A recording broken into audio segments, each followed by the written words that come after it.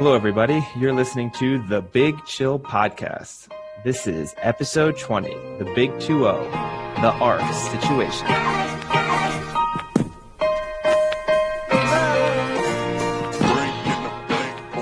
Hello, everyone, and welcome to another great edition of our Thursday Big Chill Podcast, where we're going to give you the best picks of the week and hopefully bump up our against the odds and money lines picks, because according to Eddie and Sam, I am still in the dumps. But before we get to the NFL, let's say hi. So, Sam, I do want to start with at least one point of pride for me. The Tampa Bay Lightning won the Stanley Cup in 6 games. So we both correctly picked the Lightning, and I picked the series. I did not actually tally up the total goals, which was the next tiebreaker, and that one I think you might have been closer to. There was a lot of goals scored, at least not in that last game, but the games before there was. So, but overall, Sam went 9 for 15 in his Stanley Cup series in his NHL playoff series picks, and I went 10 for 15. So not a bad first year for the Squid picking the NHL. What do you have to say for yourself? I mean, it's the fact that you said you're proud of beating me in these NHL. This was to have the very integrity of NHL on this podcast on the line, and you scraped it with a game that won in 6 on the Stanley Cup final. I'm not sure if proud is the word. I think relief is probably the word. Relief. Well, I guess the other thing too, I mean, maybe Eddie can chime in here, is 10 out of 15 versus 9 out of 15, is that an indication of I scraped by, or that I picked pretty decent, picking, 66% correctly, but that in Animal from the Sea, in Sam the Squid, was able to pick over 500%, or over 550%. 500%, wow. 500%. 500%, yeah. I mean, there's no shame in your record. That being said, I'd have to kind of look at it, because the downside for Sam, right, is at times he picked relatively large upsets, like an 8-1, things that a normal person wouldn't have done, and he cost himself. He would have beaten you. But those worked out for him in the NBA. Right? In the NBA they did, yeah, but we're just talking NHL here, right? No, I know, but I'm saying, it's kind of the luck of the sport, maybe a little bit. Yeah, no, coming in with no knowledge means that you don't get, you aren't influenced by seeding that may not matter at times.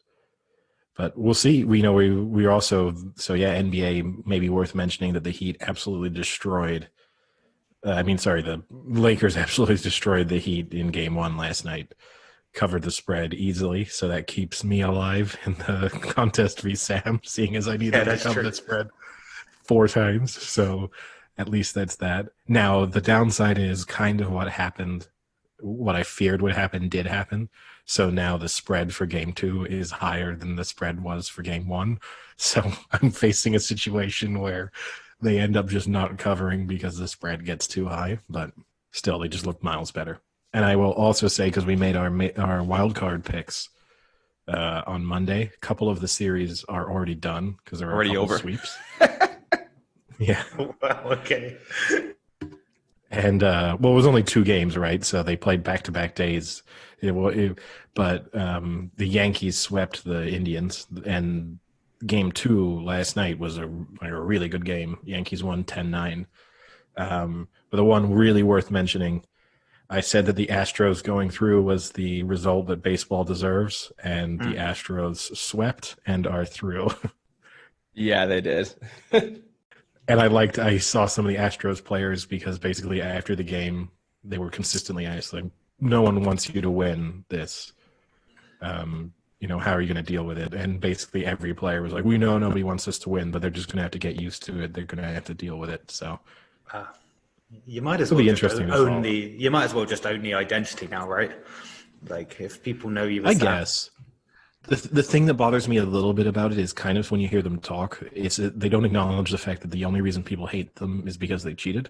They kind of treat it like, oh, people hate us because we're good, or people hate us because of some sort of semi-irrelevant factor. It's not the fact they're ignoring the fact that people hate them because they cheated, and as a result of their cheating, won a World Series and made it to a World Series.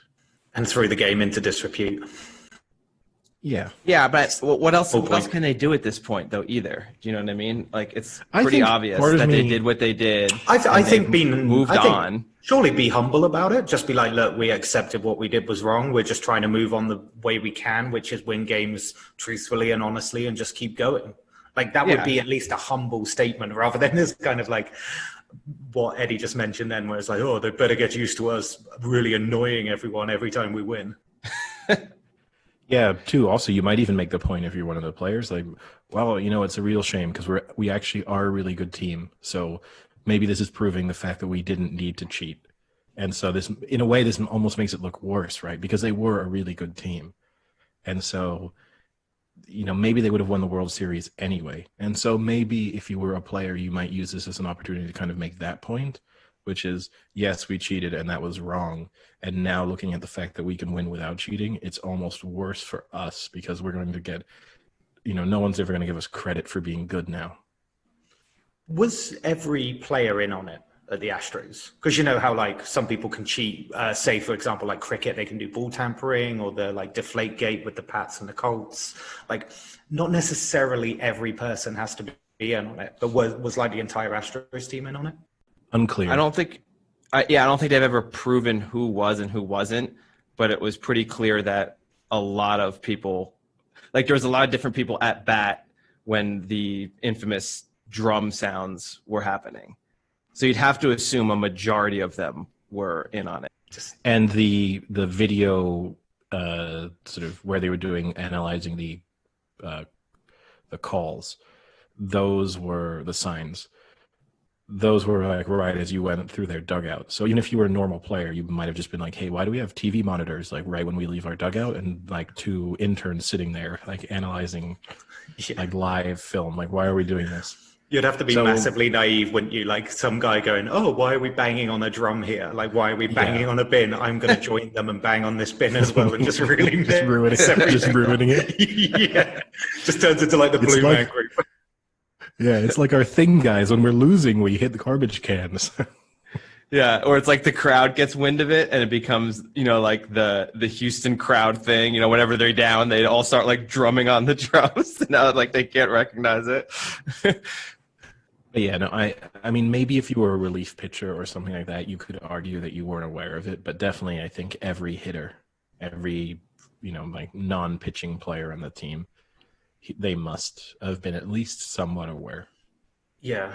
And I'm guessing you would have, I mean, me personally, if I wasn't involved and then learnt of it, you would leave the team immediately, right? I mean, I don't know if that's possible contractually, but... No, it's not. And you still want your salary. So why would you leave the team immediately? You're probably going to hit better than you did all other season. No, I mean, after you found out, Muppet.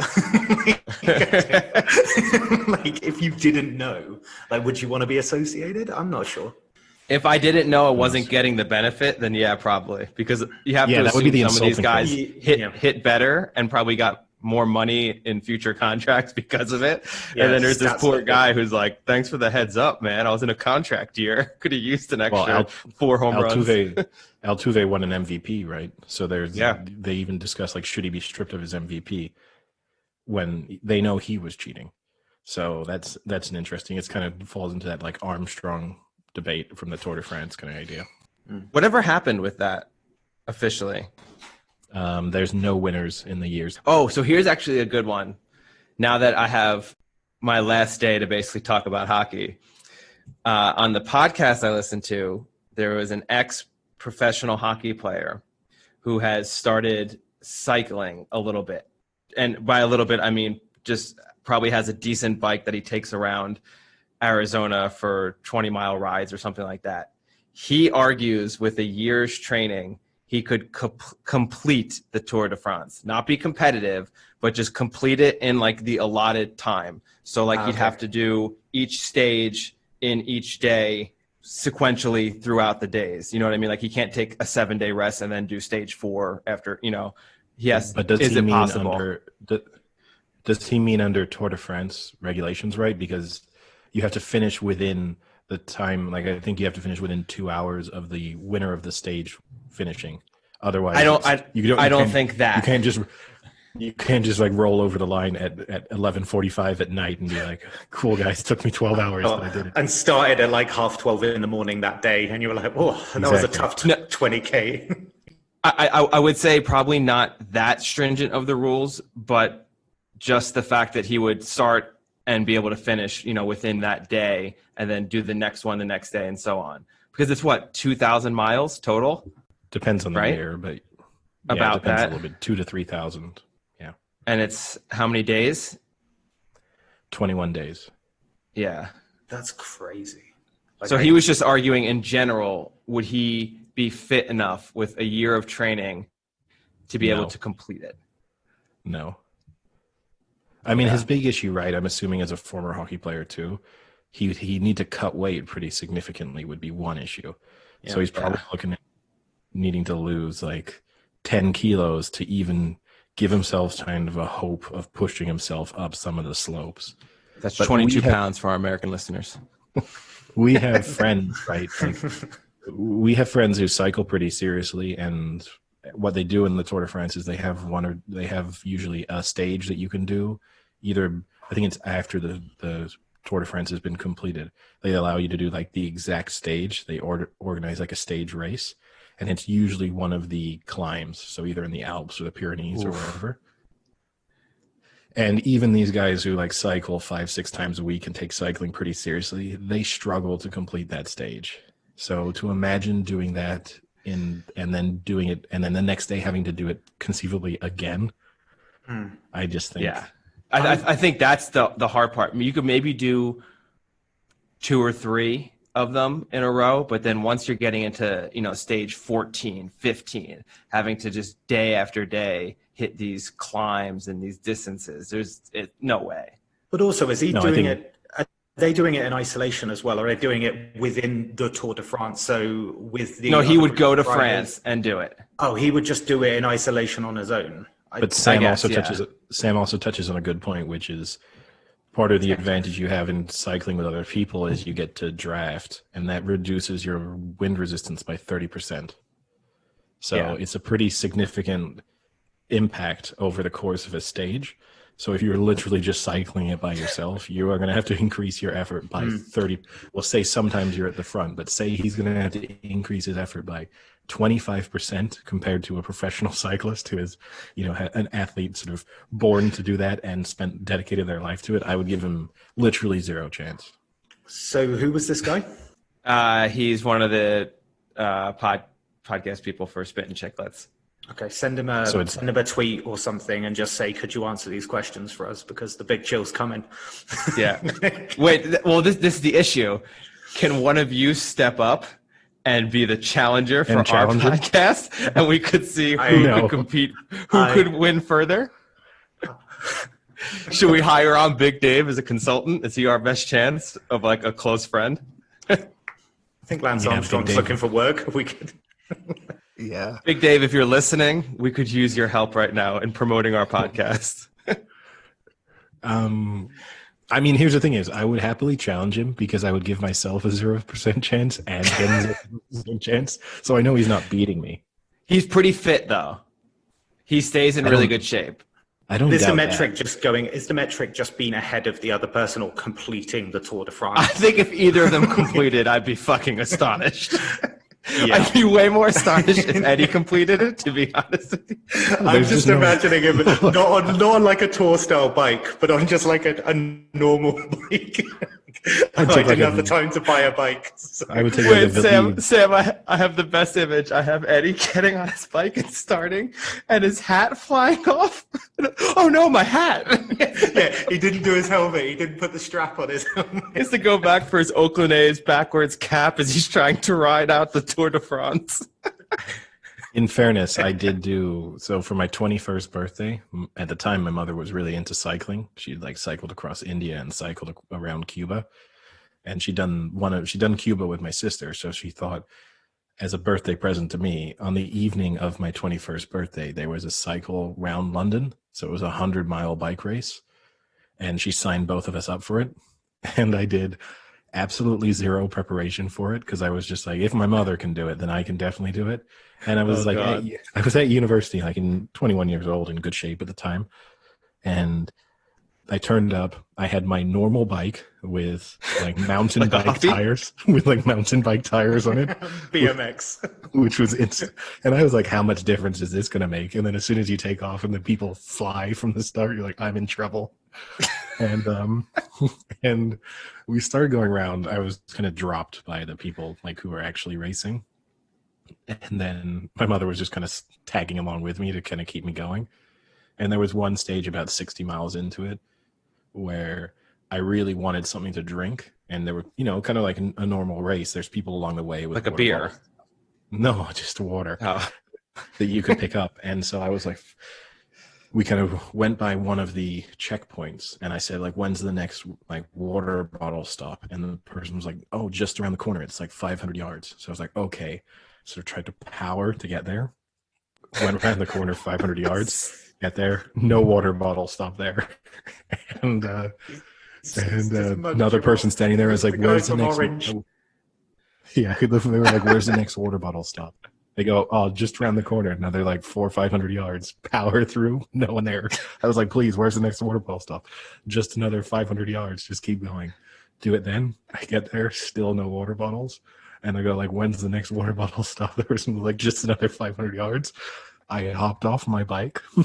It's like, you might think you're motivating me, but please stop fucking lying to me. Just tell me exactly where it is because I can't keep going through in these disappointing 500 meters. And they were like, they okay. Probably looked at you.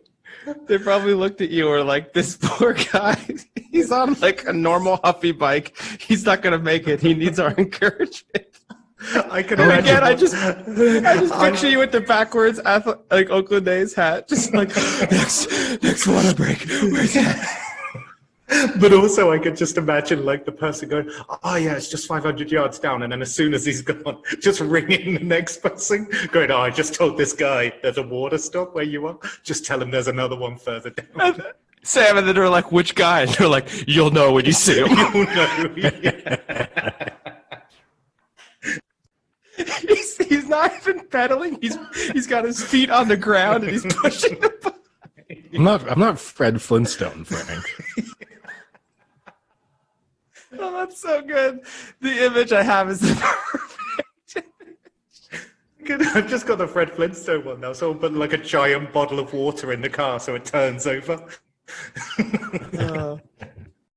That's funny. But for the record, I did complete. Well, Eddie, the other thing. What time did you get?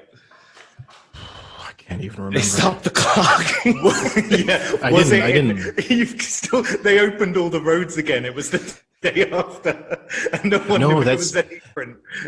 No, that was the thing. Is no roads had really been closed apart from a couple key roads that were quite easily done, that don't have high traffic. But like a lot of it was just open roads, and that's why it was in the middle of the night. So that there wasn't, but there was the nightmare period because I think we set off at about 11, and then we went through quite a busy part that had like pubs and clubs around it.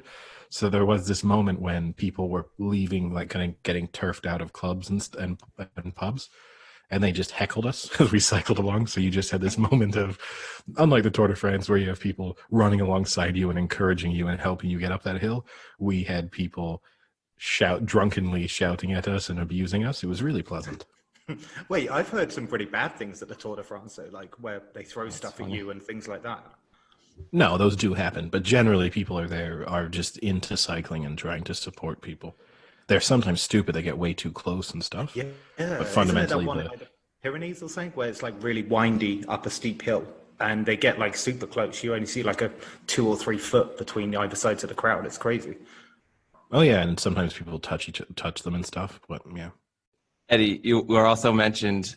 We have several friends who are serious cyclists. To me, the definition of a serious cyclist is someone who has the clothing. How many outfits do they have to be considered serious?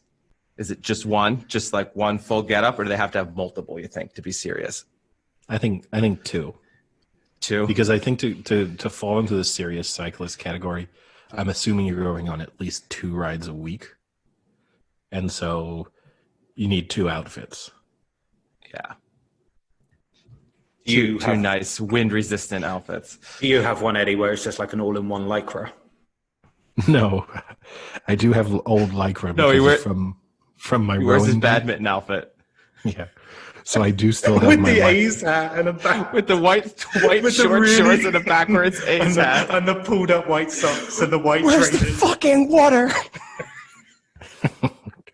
I do still have my rowing Lycra. So if you want, I'll challenge him and I'll tell him that I'll ride on a mountain bike in my rowing Lycra that's now built for someone about 25 kilos less than I currently weigh. And just the sight will put him off. I'll win at the starting line. That's 60 pounds for our American friends. Stop saying that. The internet exists. They can work it out.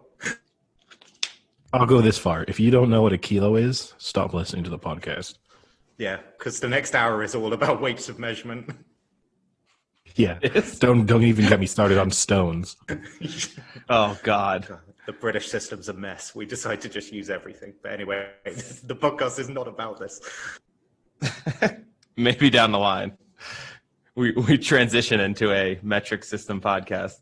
So I will do one more hockey thing I want to get in. Oh, God. Yes. Wow. I'm just going to... Well, you've earned the right to keep talking about it, so I guess... Exactly. This is my only day. Here's your 1 minute corner. But we've agreed my this 1 is minute it corner. now. This is it till the season restarts. We're done Okay, now. my 1 minute. Okay. Okay. So the first thing, I'm disappointed we didn't ask Sam to randomly pick who the MVP would be because it was the closest race in the history. We were just going to give you a list of names and have you just pick one of the names. And the guy won by one place vote more, which is like the closest ever. They went like 9 first place, 8 second, 1 third, and the other guy went 8, 8, and 1. So that would have been funny to see if you had picked the closest race in history. But the other thing, I won't actually get into any of the stats about the Stanley Cup or whatever. But what was cool was I thought it was kind of surprising. In Florida, they decided not to have a parade, which considering Florida, I thought, oh, for sure, they're just going to go have a parade, no masks. What they did have was a boat parade. So there's this canal that the stadium is basically on. It's like a little river canal kind of thing. And a lot of the players have these huge houses on the canal, and they all ride their jet skis around and stuff like that. And theoretically, you could get to the stadium by riding your jet ski from your house to the stadium. So instead of doing a normal parade, they did a boat parade. And it was pretty cool. It was just like all these boats going down and these guys just ripping beers and drinks on the boats and like throwing beers to the people on the sides and stuff like that. So that I thought was kind of cool. I've never seen that before, a celebratory boat parade. Well, they do it in Boston every time with the duck boats. With the duck boats. That's true. I mean, literally every Boston championship does that. That's true. But this was a little different. This was like... Yeah, it probably had more style than a duck boat, but still. It actually kind of had less. It looked as if my parents and all their friends one day wanted to have a little parade through their little lagoon that their houses are on and just got all their normal sized boats and just loaded coolers full of beer. And we're like, we're winners. In fact, I think my family's probably done similar stuff to that just on a Saturday night. Well, now that I you've thought rounded that was off kind of cool. That was it. Now that you've rounded off your hockey coverage for the year and you're riding the high of having beaten Sam in the picks contest, time to bring you right back down to earth with an update. I didn't beat your Sam, Eddie. NFL. What? I beat Sam the Squid. You did I beat didn't Sam. beat Sam. Oh, sorry.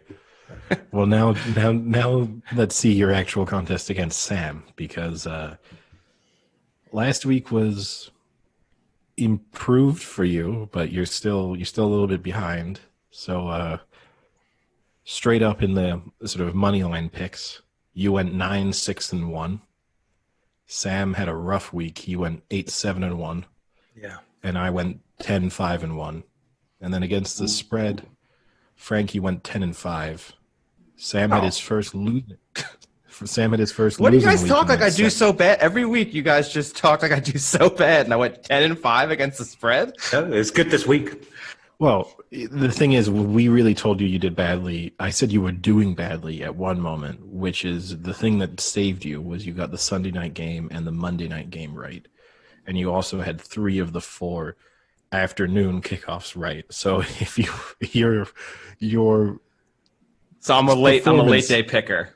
yeah, your performance for the Thursday and the early afternoon games, you were not looking great at the kickoff for the late game.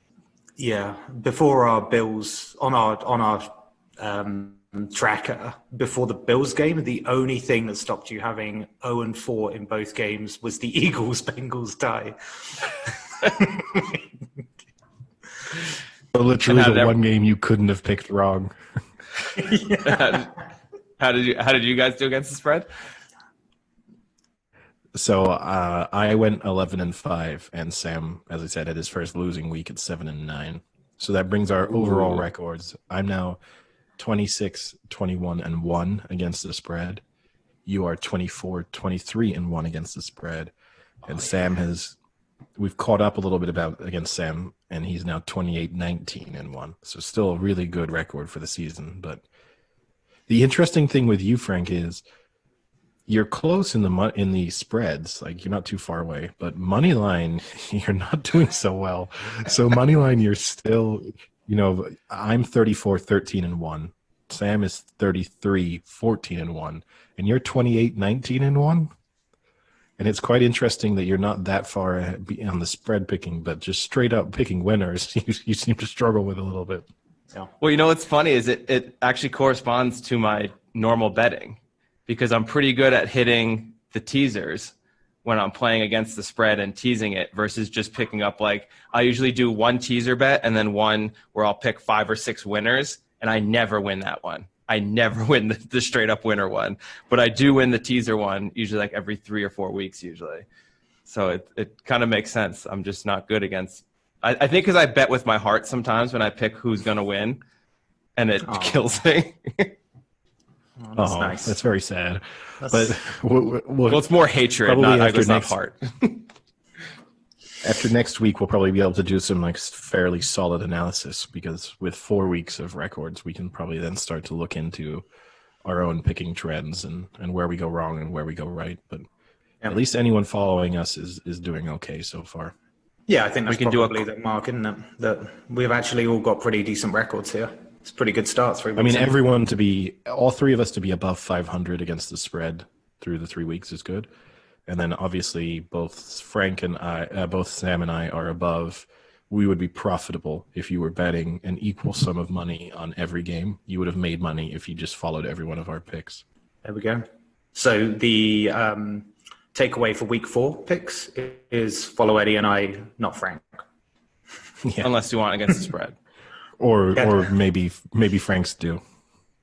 No, that was against the spread. My afternoon. Just follow my afternoons. Yeah, you follow you in the late games. Yeah. I mean, should we get into it then? Should we have a look? Because I'm excited to talk about I'm excited to talk about the Thursday game. I mean, we were treated to the Dolphins Jags. Now we've been treated to the Broncos Jets. And do you know what makes this special? Is the Jets are 1-point favorites.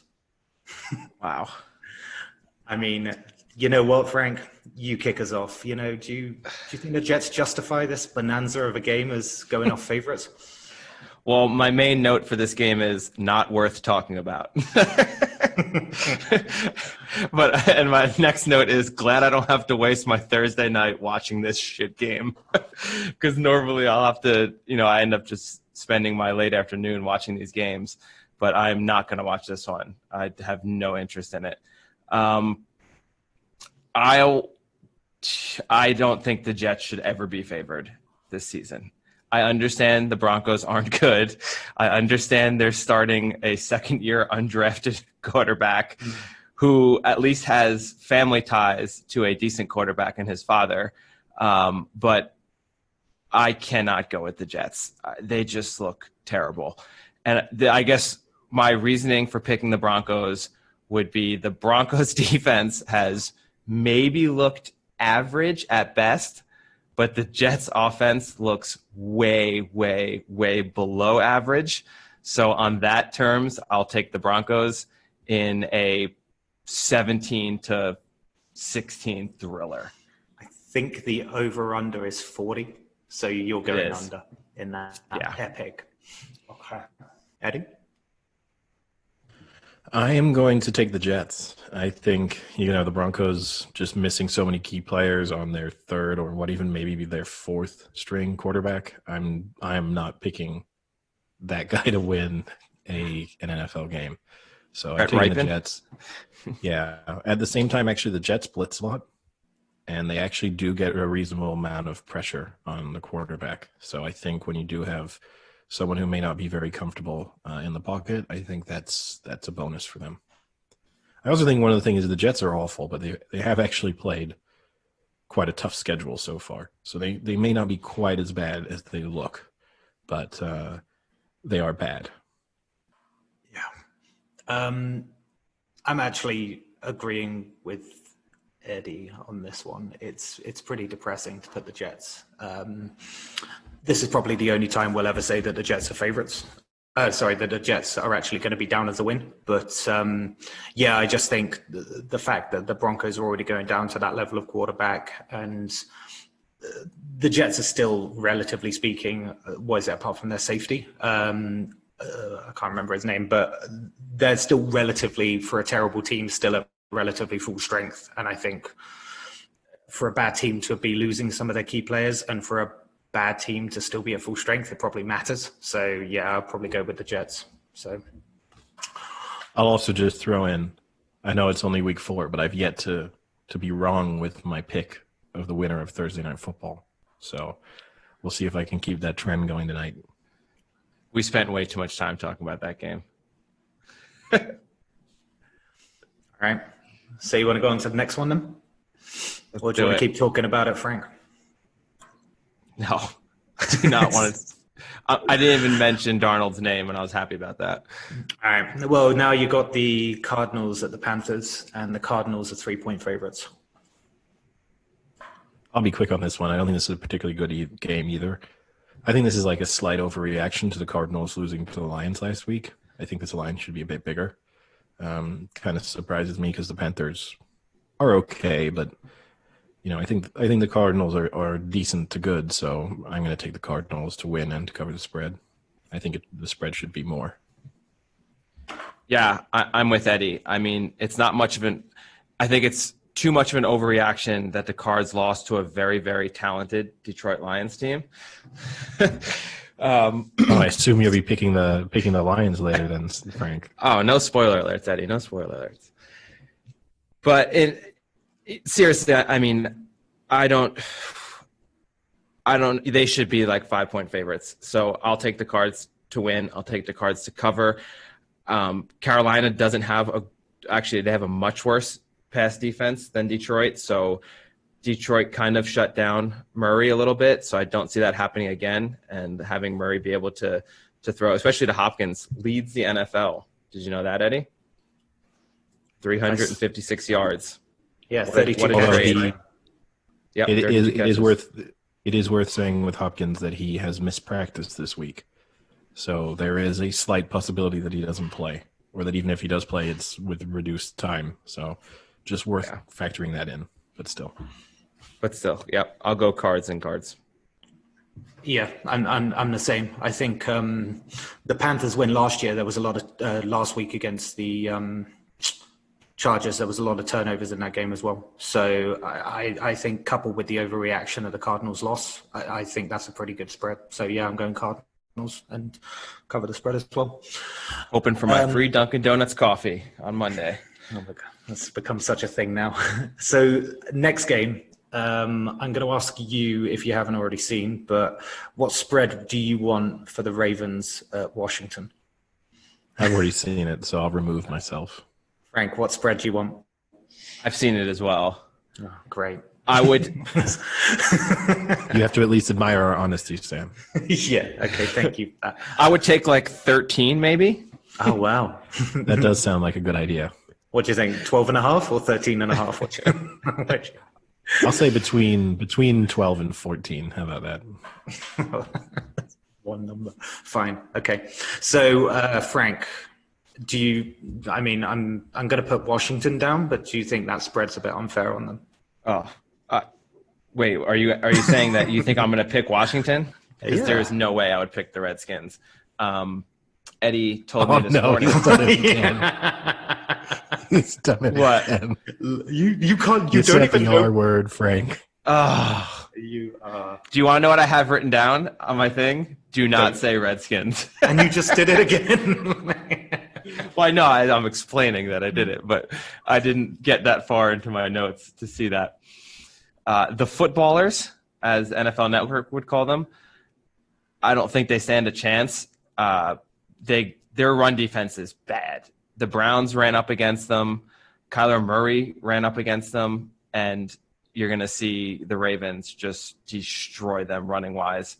I can't imagine, especially I think Eddie told me this morning that Chase Young is out. So, that's another injury that they don't even have a good pass rusher because they already have one or two other ones out. So I think this is going to be a Ravens blowout. What really, really is going to piss me off is I can see Lamar Jackson throwing up huge numbers and then everyone jumping back on the Lamar Jackson bandwagon after he got shit on by the Kansas City Chiefs last week and showed definitively to me that he's not an elite quarterback, especially not an elite throwing quarterback. Wow. Definitively. Oh, Everyone always knows the most defining moment of your career is like 3-4 years in a week 3 matchup. That's when people will never forget that moment. No, it's a big Monday night matchup against what potentially could be your next rival for the next 10 years in Patrick Mahomes. It's like a Tom Brady, Peyton Manning kind of thing. That's what everyone wants to think it's going to be. So in those matchups, yeah, you're right. It's a week 3, whatever. But it's one of those big primetime matchups against one of the other elite QBs where you're going head-to-head. And once again, he's now 0 for 3 against Mahomes and has looked terrible trying to pass the ball. Hold on. Wait, could I just add something as well? Like, Frank, if that game went the other way around, I imagine you'd be saying that that's exactly when you would want to lose the game in a week 3, and Mahomes will come back when they probably play in the playoffs better because of knowing more about that team, etc. Like, I would say that's exactly the time where Lamar Jackson would want to potentially have an off day passing wise in a week. No, losing the game is one thing. He did not look good throwing the ball at all that game. He missed about 6 deep balls. I think it was 2 for 12 with passes over 10 yards. It was like a ridiculously bad number. But just watching it, I mean, even his short throws weren't that great. He was throwing behind receivers. He was like leaving receivers out to dry. He missed at least 2 deep touchdown passes. Like he is not a elite throwing QB. And I'm tired of people saying, like, look at the stats he put up last year. Everyone says you look at his stats. Hold on. Let's not turn into one of those talking head shows where we straw man it. I don't think there's many people out there saying he's an elite throwing quarterback. Okay, well, real quick. I'll just throw up his numbers. His QB rating, which is an indicator of not running, it's an indicator of throwing, is 113 in the regular season. That is better than just about any QB out there. So that would suggest he's an elite throwing QB. But when you dig deeper into those stats, it would suggest he's an elite quarterback. That doesn't count running.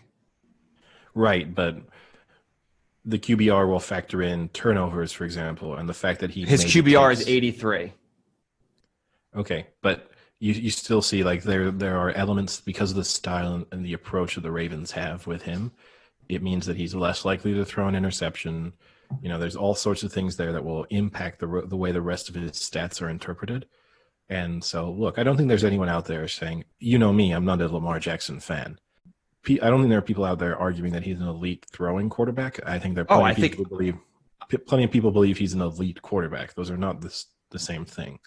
No, people definitely think he's a great throwing QB, and he is against absolutely shit teams.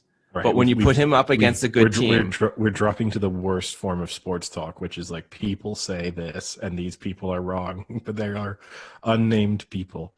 So, but look, it was a bad sign for him. I think the game plan is there. We discussed it actually at the beginning of the year. There is a way to beat the Ravens, which is to put him in a situation where you acknowledge the fact that he's going to pick up 100 yards, even 150 yards on the ground, but you're going to make him throw. And that's what the Chiefs did. They put like 9 men in the box at times. They played man-to-man. They just tried to put him in a situation where if you're going to beat us, your arm is going to beat us. We've seen teams do it to him in the past, in like other seasons, in the playoffs. And so far, he's yet to come through. But he is still young, so I'm not gonna write him off. And I'm definitely not going to say that his career is going to be defined by a Week 3 game. His career is going to be defined by what he does in the playoffs. And so far, he's failed every time he's been in the playoffs. Not in the first game necessarily, but well, yeah, but those are more important to me than the Week 3 matchup he had that no one is going to be talking about 10 years from now. Oh, they will. Oh, they absolutely will, because you know it's going to be 10 years from now? Mahomes is 10-0 against Lamar Jackson.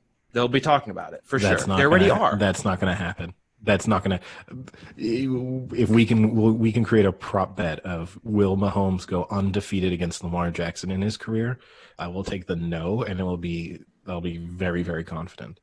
Because I also like that you put it as if it's like just Lamar Jackson v. Patrick Mahomes, that none of the other factors matter. Are you two done? Because I've got all day. I'll just sit here.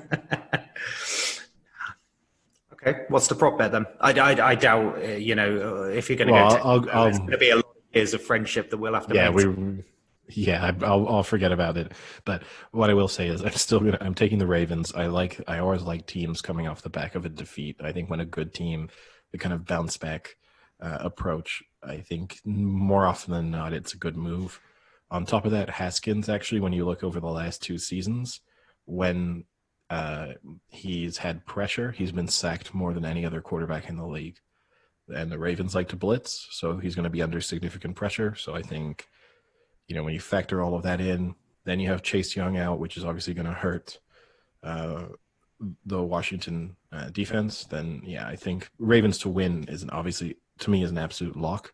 13 points, obviously, once it goes double digits, a little bit unsure, but I still think they'll cover. Yeah, that's always been my problem, is those long spreads. But, the Colts did it pretty easily, and actually a couple of teams this year with the longest spreads have done it, basically. So I don't see a reason how Washington can stop the Ravens playing their game. And I'm with Eddie. I like a team that bounces back from a loss, and I think the Ravens will do exactly that. So I'll go with that one. What's next? We have Browns at the Cowboys, and the Cowboys are 4.5-point favorites. Eddie? I'll let Frank kick this one off because he's pretty opinionated when it comes to the Browns. It's a tough one. I went back and forth on this several times. I am pretty opinionated on the Browns. I don't think they're that great, but I also don't think the Cowboys are that great either. Officially, according to you, Frank, not a playoff team, the Browns, declared on Sunday. Yeah, yes. I don't think they're which is tricky because the Steelers also aren't a playoff team, according to you. So something weird is going to happen in that division. Something's got to give. When I say that, I know what that means, as if they're not going to make the playoffs. But what I'm kind of saying is, even if they do make the playoffs, they're going to get smoked in the playoffs. Like they're not of a caliber team that will succeed in the playoffs. Just the way they're so hot and cold, I just could never trust them to win a competitive game in the playoffs. But the Cowboys defense is awful, and I think they're going to leak a ton of yards with Chubb. And I think if the Browns just do the smart thing and run the ball, which they're effective at doing, and stop worrying about getting Landry and poop emoji the ball, then I think they do well. And I think this will be interesting because this could make the Browns go 3-1 and the Cowboys go 1-3. And I'd really like to see that. So I'll go Browns, and I think the Browns obviously then will cover the spread. I am going to agree with you on the outcome, but we totally disagree on the strategy the Browns need to take to win this game. Because the big weakness of the Cowboys so far this year is their secondary. And so for the Browns, this is such a great opportunity to get Landry and OBJ more involved in their offense. For example, they have Trayvon Diggs starting for their secondary, the rookie for the Cowboys. He alone has given up 223 receiving yards to the player he's covering through 3 weeks.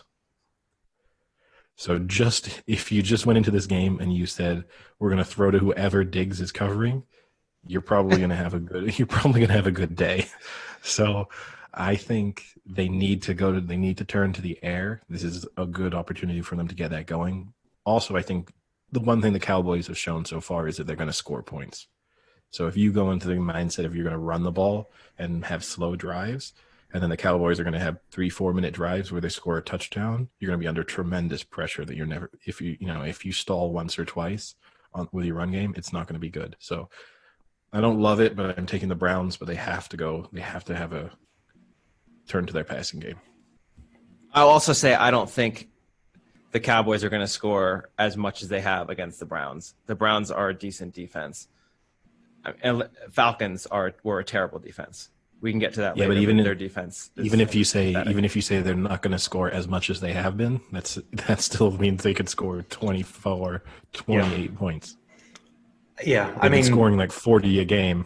And also Prescott's stats are crazy. He's nearly got 1,200 passing yards, which is more than almost anyone has in a week 3. But they're still 1 and 2. And a game-winning interception.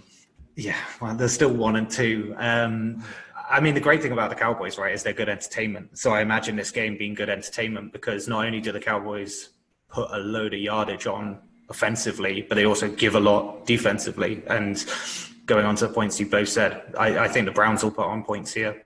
But simultaneously, the way the Cowboys have been playing, I fully expect them to do exactly the same. So I'm going to go with the Cowboys. I'll probably take them to cover that 4.5. So... How did you use the word load with the Cleveland Browns and not throw a joke in? It's the smart move, though, Sam. I'm not overly sold on taking the Browns, but I think the Cowboys are actually better than their record shows so far. Yeah, the good thing about it is it'll be an exciting game. I think that'll be a good one to watch. Yeah. This is a good one. Colts at the Bears. So the Colts are 2.5 point favorites. Is anyone going to topple this Bears team?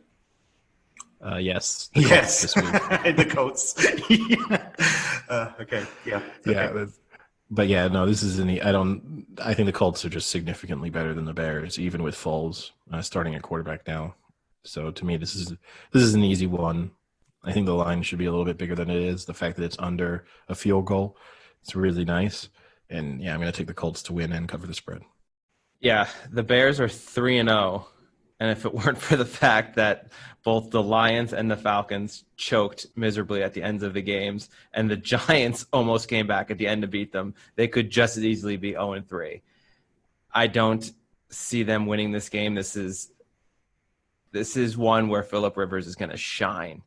And the other thing to think, too, is I didn't even realize this. The Colts have the number 1 defense, which is surprising. But they've played the Jets and the Vikings, so maybe it's not that surprising when you look at who they've played.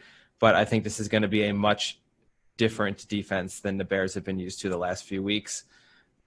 I'd like to see Foles do well just because I'd like to see Trubisky sit on that Gatorade cooler a little more. But I don't think it's going to happen. I'll take the Colts both ways. Yeah. Here's my only question for this. Sorry, Sam, but maybe you can answer this to start it off. If the Colts absolutely blow out the Bears, should Trubisky get his job back? You have to assume that's a conversation they've had with him already, right? It would be pretty shitty if after what happened, they didn't sit him down and say, listen, we're going to go with Foles, and these are the conditions that we're going to stick with him with. Because at that point, then you're just being an asshole to Trubisky. Because it's not like he's a bad person or anything like that. Like he's clearly trying. He was almost 3-0, 2-0 going in, and you'd feel bad if he's kind of just on this string that he doesn't even know exists. And it's like, oh, we're going to put you back in. Oh, well, even though we put you back in, we're still going to start Foles the next game. or now you kind of played good, so maybe we'll play you. You gotta. I think you just have to be honest with them and either tell them, we're riding Foles out now for the next 3 or 4 games. We'll reassess in week 8 or something like that. Yeah, I don't think a single game, like a single blowout like that, should change because, like I said, it was more the publicity of how they did it as well. You can't like throw someone out of a game like they did last week, get blown out the next one, and then just change it again. There must have been some sort of at least medium-term plan to what they were doing with that when they dropped him out of the game. So I don't know. I think even if they're massively defeated here, I don't think it will change anything. So who are you taking? Well, you can only take the Colts, right? I mean, just ignoring the Jags, pretty embarrassing opening. There's 2 teams to pick, Sam. You can take either one. No, Eddie, there's not. There's only one. The Bears have chosen not to field the team. Yeah. I mean, for me, the Colts haven't exactly played anyone spectacular, but simultaneously, I think they've looked pretty good, both offensively and defensively. I don't really understand how the Bears have done what they've done. I guess they've had some pretty good collapses within the fourth quarter to help them out, and it's made the Bears look a little bit better because of it. But 2.5 points seems low for me. I was expecting this to be more like 4.5, 5.5. So yeah, for that reason, I can see nothing else except the Colts win and covering that spread. Eddie, who has the better QB in that game? I'd still rather have Phillip Rivers for now. Is it close? It's pretty close, though. Yeah. All right. Another cracker. Jaguars at the Bengals. And this is one of those strange ones again where the Bengals are starting off 3-point favorites. Sam, let's have you kick off your Joe Burrow love fest. I've actually backed the Bengals quite a bit now, and there's always a slight concern because they're favorites to actually keep going. But without saying too much on it, I think you said the Jags are 3-point favorites and the Bengals are 3-point favorites.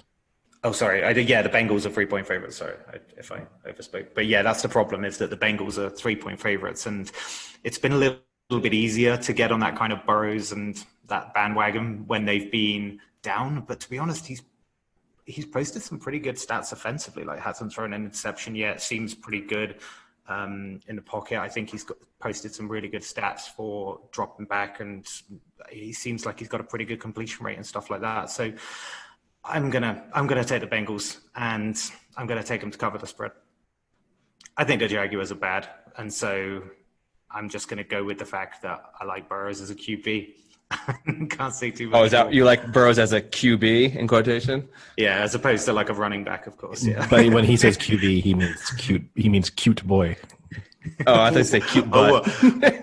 But I'm also spelling cute like cute. Yeah, like not spelling it with it's cuter that way. Oh, yeah, I'm doing it. Kind of looks like a vampire when he gels his hair back like that. You ever seen him? I'm going the other way. Joe Burrow has looked fine. I think people are talking him up a little bit too much for a team that really at times has struggled to put up points so far through the first 3 weeks. And I think the Jags looked really bad last Thursday against the Dolphins. At the same time, the one thing they have shown is that they can score points. And so on that basis, in the battle of 2 bad teams, I want to take the one that I think is more likely to score 30-plus points. And in this instance, it's definitely the Jags. So I'm taking the Jags to win, and I'm taking, obviously, then Jags plus 3 too. Not so fast, my friend, as Lee Corso would say. I'm going to go Bengals. I'm getting on the Sam Joe Burrow love fest train. The Jaguars have the NFL worst, I guess I don't know how to even say this. The teams they play against, their QB passer rating is 118, which is not good. And they only have 3 sacks over 3 games. So this is the perfect. What? Because we have to factor into those are like Fitzpatrick had a great game against them. And okay, that is probably not a great sign for them, but Fitzpatrick every once in a while just has great games. So I think he completed his first 11 pass attempts against them on Thursday night. I think he had completed his previous 9 or 10 attempts from the week before, the final 9 or 10 attempts. So in total, he'd gone on like a 20-21 sort of streak where he completed every attempt. It's just the kind of weird thing he does. I wouldn't read too much into, the Jags, like the passer rating of opposing quarterbacks is so high, just because I think in that. Well, what about 3 sacks over 3 games? That's pretty bad. That's kind of worrying. So I just think this is the chance for Burrow to finally get get that nice win. Thing is, they won't need those sacks when Joe Burrow starts throwing interceptions this week. So, well, I'm gonna go Bengals. I'm gonna go Bengals to cover. It'll probably be a tie in the spread, and that's gonna be my bet of the week. I don't know, Sam, if you can actually get this because I couldn't see it in my player props. Burrow over 300 yards passing. That's your bet of the week. Bet of the week. Okay. Well, whilst I record that, you guys can talk about the Chargers at the Bucks. And the Bucks are 7-point favorites, which seemed a little high for me. But what do you both think? I'll be quick on this. The Bucks defensively look really good. Tom Brady looks a little bit over the hill. And I think he's a bit flattered by just the weapons he has around him. Should we say frail, Frank? Just throw the frail out for the... He doesn't look frail. I mean, he's on the TB12 plan, so theoretically they're all about anti-frailty. So, well, he looks, he looks supple, but unfortunately that's not going to help him. Is he a C cup now? Is that what you're trying to say? Tom Brady's a C cup. Hold on, you never read his book? That's what he's all about. It's all about getting supple. That's his. No, I've never heard that. Why does he have to be weird? Yeah. Why does he? It doesn't have to do this. I think Bill Belichick probably asked him that every day for the final 10 years of their time working together. But yeah, I mean, the saddest moment for me from the last week was there was a moment when Gronk was wide open in the end zone and he just overthrew him by about 5 yards. And because you can picture in your mind the two of them in their prime, it was just this moment where you were kind of watching both of them age on the field. Now, obviously, Gronk had managed to get himself wide open and actually looked pretty good last week. But even Gronk, you kind of saw this look on his face where probably in his mind thinking like, the old Tom would have definitely found me there. But Eddie, do you think Gronk can think at all anymore? You sure the look on his face wasn't, where am I? That's a good point. He might have been reading a little bit too much into his facial cues. But that all that being said, the Chargers looked really bad, I think, last week. And I'm going to take the Bucs just because I think they're good enough to win this game fairly easily. And I'm going to take them to cover the spread, just because I don't think the Chargers are capable of putting up much over, say, 20 points. Yeah, I'll make this quick. I completely agree with Eddie. Bucks have a good D. Offense doesn't look great, but they're still stacked, and you kind of hope eventually they'll start clicking, even better. Herbert looks good. My boy is looking good for a rookie, but I think the Tampa's D is going to crush them. So I'll go Bucks and Bucks to cover. Okay. I'm going to go against you. I think I saw that Tampa lost Chris Godwin. So I know they've got a lot of people to throw at Brady, but it just stunts it a little bit. I think Chargers look pretty bad, like you said. I think they've got defensive problems anyway, and they've got a lot of injuries as well, I think. But it's one of those games where it's like it has the capacity to either be that 7 could look really easy and the Bucks could really easily do it. But I could also see the Chargers maybe putting up a much better performance. So I'm torn between whether saying the Bucks. I think that actually, I tell you what, I think the Bucks will win, but I do think the Chargers will cover that spread of 7. I think that's probably how I see that. I think it'll be a closer game than it suggests. The spread is difficult. I mean, anytime you're getting over a touchdown, it becomes a little difficult to pick. But I just think the Bucks are a much more veteran, solid team than the Chargers. I think they both could potentially claim, well, the Bucks will definitely claim to be a potential team with the way it's starting to gel at the moment, but I think the Chargers probably could potentially see themselves as that, and I just think a 7 on that basis just seems a little bit strong. So I think the Bucks will win, but I'm not sure if it's by the 7. So I'd rather kind of go against it. Hey, we're not going to talk you out of it, Sam. I'm always happy to see you pick a loser. So don't worry. Yeah, we need to keep crawling back. Thanks, especially when there's money on it, right? Well, no money, but all right. The Vikings at the Texans, and the Texans are 4.5-point favorites. So I'm wondering. I'll start us off because. I was just wondering, is this game definitively going to be played? Well, I heard about that because it's apparently the Vikings basically all completely self-isolated, and that's one of the problems with this, right? Is that they haven't had much time to prepare because of the Titans issue. I know now it's still on. Yeah, I think it's going to be played, but it's a little bit hard on harsh on the Vikings that another team tests positive, and as a result of that, they didn't get to practice for a couple days. So, in a way, the way the league is approaching it means that, you know, a team that kind of has done nothing wrong is actually the one that loses out the most, because the Titans are going to get to postpone their game, and meanwhile the Vikings have to play, and yet basically on a short week that shouldn't have been a short week. Also, why is that a postponement? Like, what is it, 8 players from the Titans tested positive? Well, I mean, I guess we may as well talk. They're talking now that the Steelers-Titans game may be played on Monday. No, it's pushed back now. Are you sure? I read this as of 2 hours ago. I thought I got a thing this morning that said it's going to be pushed back to later in the year. Oh, I saw even today they were still discussing the prospect of playing it on Monday. It won't be played in week 4, it says. But why aren't the Titans, like, why isn't this a forfeit? You know, like, surely, I don't know what the NFL rules are, but surely if there's some level of, I mean, if it was like 5 players on the Steelers, 5 players on the Titans, I get it. But this is all Titans. So surely there's some sort of, like, they all signed up to some sort of code that must say that there is a breach there. And but what if it's like the trainer did it? But then is it fair to the players? Is it fair to the players that the trainer tested positive and then infected 6 players? But it's the club, isn't it? The club are meant to ensure that everyone employed at the Titans is COVID secure, I guess, for lack of a better word. That's tough. I don't know. I just think it needs to be, because one game like that. So let's just say, for example, some of the Vikings players came out and tested positive, right? And then you have a second postponement. You genuinely then have to have a conversation about whether you pull the league for a week or something like that, right?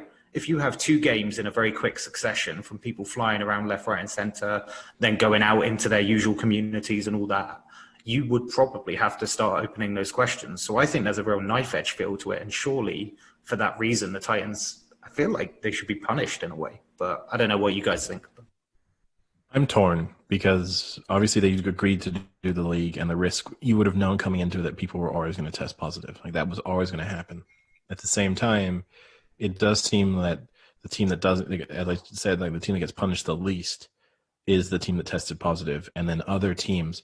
So obviously the Vikings have had to have then a week where they didn't practice as much as they would have wanted to, so they haven't prepared for this game properly. And then you have the Steelers, who are probably going to be a playoff team. They have the possibility now late in the season in crucial games, when they might have a run of a couple of important games, they now have to stick another game somewhere into there. And this could obviously happen to other teams. You might suddenly have a team where they have 2 games they need to win to make the playoffs, and those 2 games are going to be played within 4 days of each other or something, whereas their rivals get, 7 days off. That to me is what makes it tricky. Forfeit I think if you have 2 incidents, if this happens to the Titans again, it should be a forfeit. But the first time it happening, I think the league just had to accept that there were going to be positive tests, and to punish people that harshly would have been, because here's the thing: is they're not going to forfeit a week 17 game, right? It's easy to say forfeit now in week 4 because the implications aren't obvious. But if it was a situation going into week 17 and the Titans needed to win to make the playoffs, and they were just like, nope, forfeit, you're out of the playoff, season over, sorry Titans, that would seem too harsh. Yeah, I just kind of like what I was saying before. I think it's just harsh because you don't know the circumstances upon which it happened. Like, I agree. For instance, if it turns out 5 of the players went out drinking the 2 nights before the game, and we're out at the bar or something like that, and they're the ones who tested positive, and they're clearly breaking protocol rules. That's fine. But I mean, the thing about what's been going on in the past 8 months is you're seeing it's pretty easy to spread, and there's going to be leaks everywhere. So it's a little unfair to punish someone for, who knows what happened. Like I'm saying, it could be something as crazy as, like a valet driver or something like that infected one of the players, and then he didn't know, and then that player infects 7 people. So, it's a little circumstantial. If something were to come out that it was clearly a rule-breaking instance that caused it, then yeah. But I think there are going to be random cases that people are going to get it unknowingly and without breaking specific protocols. It's going to happen. So, I mean, look, I work at a university, and we have all these guidelines in place, and kids are still, infecting each other and doing things, going into classes and infecting people, and you don't know. So like the way tough. You say it, the way you described it makes it seem as if they're going in and like intentionally, they're like stabbing people with needles. They're going into those classes and infecting. I know what they should. I'm not trying to downplay the seriousness of it or that you. No. Stop. It's just funny to hear the way it's being described.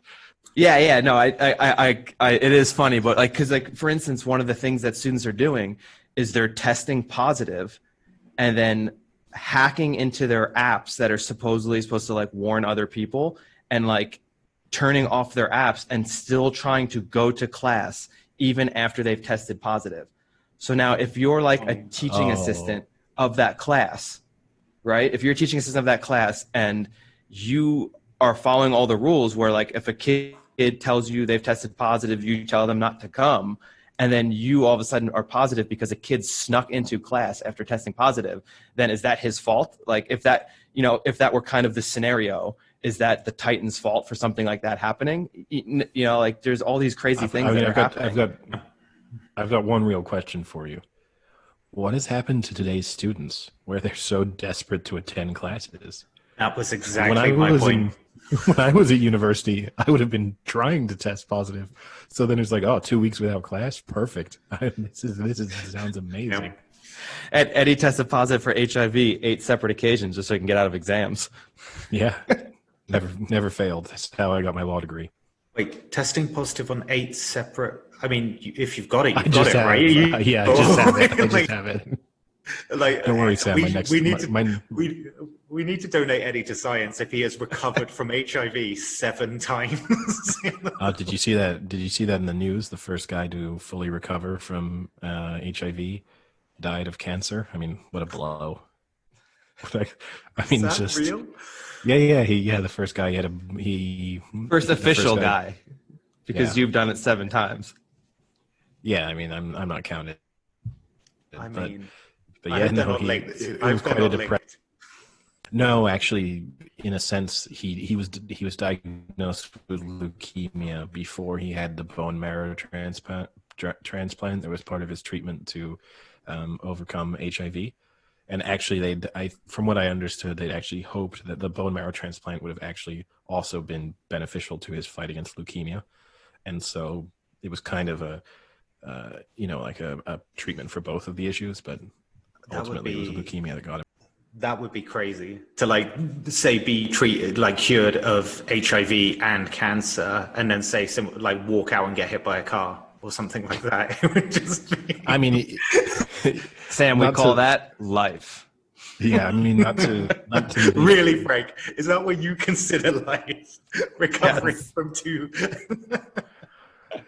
Not to that's life. Not to make light of the situation, but you could imagine a situation in a doctor's office where he's like, "I've got good news and I've got bad news," and you're just like, you've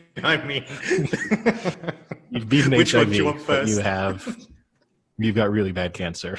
Imagine if he was one of the people that asked for it the other way round as well. Give me the bad news. It's well, you've got cancer. He's like, oh my God, I've got AIDS and cancer. Oh, you haven't heard the good news.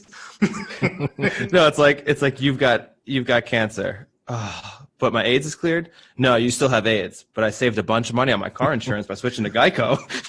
Oh, wow. And this podcast episode is brought to you by Geico. All right. The person who... But just to round this off, the person who must have been most disappointed about this is that this didn't happen like 25 years ago when Alanis Morissette was writing Ironic, because that would have been just I hate that song. Perfect line for her. Nothing about what she says in that song is ironic. It's just unfortunate. Anyway, I'm going with the Texans. I just think the Vikings, complete lack of preparation. They're already one of the worst defenses in the league. I think this could actually be a much, much bigger score than the 4.5 points suggest. So I'm going Texans with the 4.5 point favorites. Yeah, I'll agree. I'm going to go Texans. I can't bet with the Vikings anymore. God, they're so annoying. I mean, my only worry right now, the Texans, the first half against the Steelers, they put up over 200 yards, 3 TDs. The second half, they put up like 40 yards, no touchdowns, and an interception and another turnover. So as long as the first half Texans team can play an entire 4 quarters, I think they should have no problem with the Vikings. So I'll take them to win and to cover. And they have to win eventually. I mean, they did this, was it last year, right? They started out 0-3. Last year, I think they started out 0-3. And then came back to win their division. Yeah, you could say that about both teams. But I guess the Texans have precedent for doing a slow start and then picking it up later on. Well, I'm going to disagree with both of you. Last week, I asked for Kirk Cousins to be pumped directly into my veins, and he did cover the spread. And so that worked for you. He's still got You're considering that a win. He's still got leftover Cousins blood. and topical, right? We've just spoken about diseases that it would have required me to be hooked up to an IV. So I am once again going to hope that bag is just filled with Kirk Cousins. And that sounds worse. That Vikings. Sounds so awful. I'm going to take the Vikings to win. And obviously, I'm taking them with the 4.5 points. Bag of Kirk Cousins. Okay. Saints at the Lions, and the Saints are 4-point favorites. I mean, Frank, the Lions are your team, right? So you're kicking us off. Lions are my team. Few would have expected these teams to come into Week 4 with the same record. Am I right? Everyone would have thought Lions 3-0, Saints 0-3. I mean, I'm not the only one. Oh, what a curveball! This is tough. The Lions need to keep winning for me to be confident that they're a playoff team. But Michael Thomas might be back. That is a huge boost for the Saints because their offense, while looking better last week, still has not looked great. They are very scared to throw the deep ball. And teams, I think, are just going to start loading up on the box and targeting Kamara and stopping him. So I will go Saints to win, but I will go Lions to cover the spread. I think it's going to be close. I wouldn't be surprised if the Lions win, but I'll go Saints, and I'll take Lions. 4, I think, is a good amount. The over here is going to be interesting. I think it's pretty high. It's like 53. What do you have? 53, 54, but I mean, the Saints, the Saints are letting up a ton of points, and the Saints can score a ton of points. So if it's going to be a close game, it's going to be probably over 60. Yeah, I think the Saints so far over 3 weeks, you've got to question them when they're on the road as well. I think I'm going to go with the Lions here. And obviously welcome aboard. Welcome aboard the Lions train, Sam. I got stung, but also, as Eddie mentioned at the start of this, right, we're starting to get some data that I can look back on, and the Saints are stinging me when I've gone with them, and they're stinging me in annoying ways as well. And I just don't think. I think the Lions are running the ball a bit at the moment, but I also think Stafford's also one of those quarterbacks that can have a really good passing day. And I just think I struggle with the Saints at the moment. And it's more sentimental and it's more on my past, but there's got to be upset somewhere, right? So I think that's probably one of them there. So I'm going with the Lions. Eddie, do you want a ticket? We'll give you a discounted rate. First class on the Lions locomotive. You want it?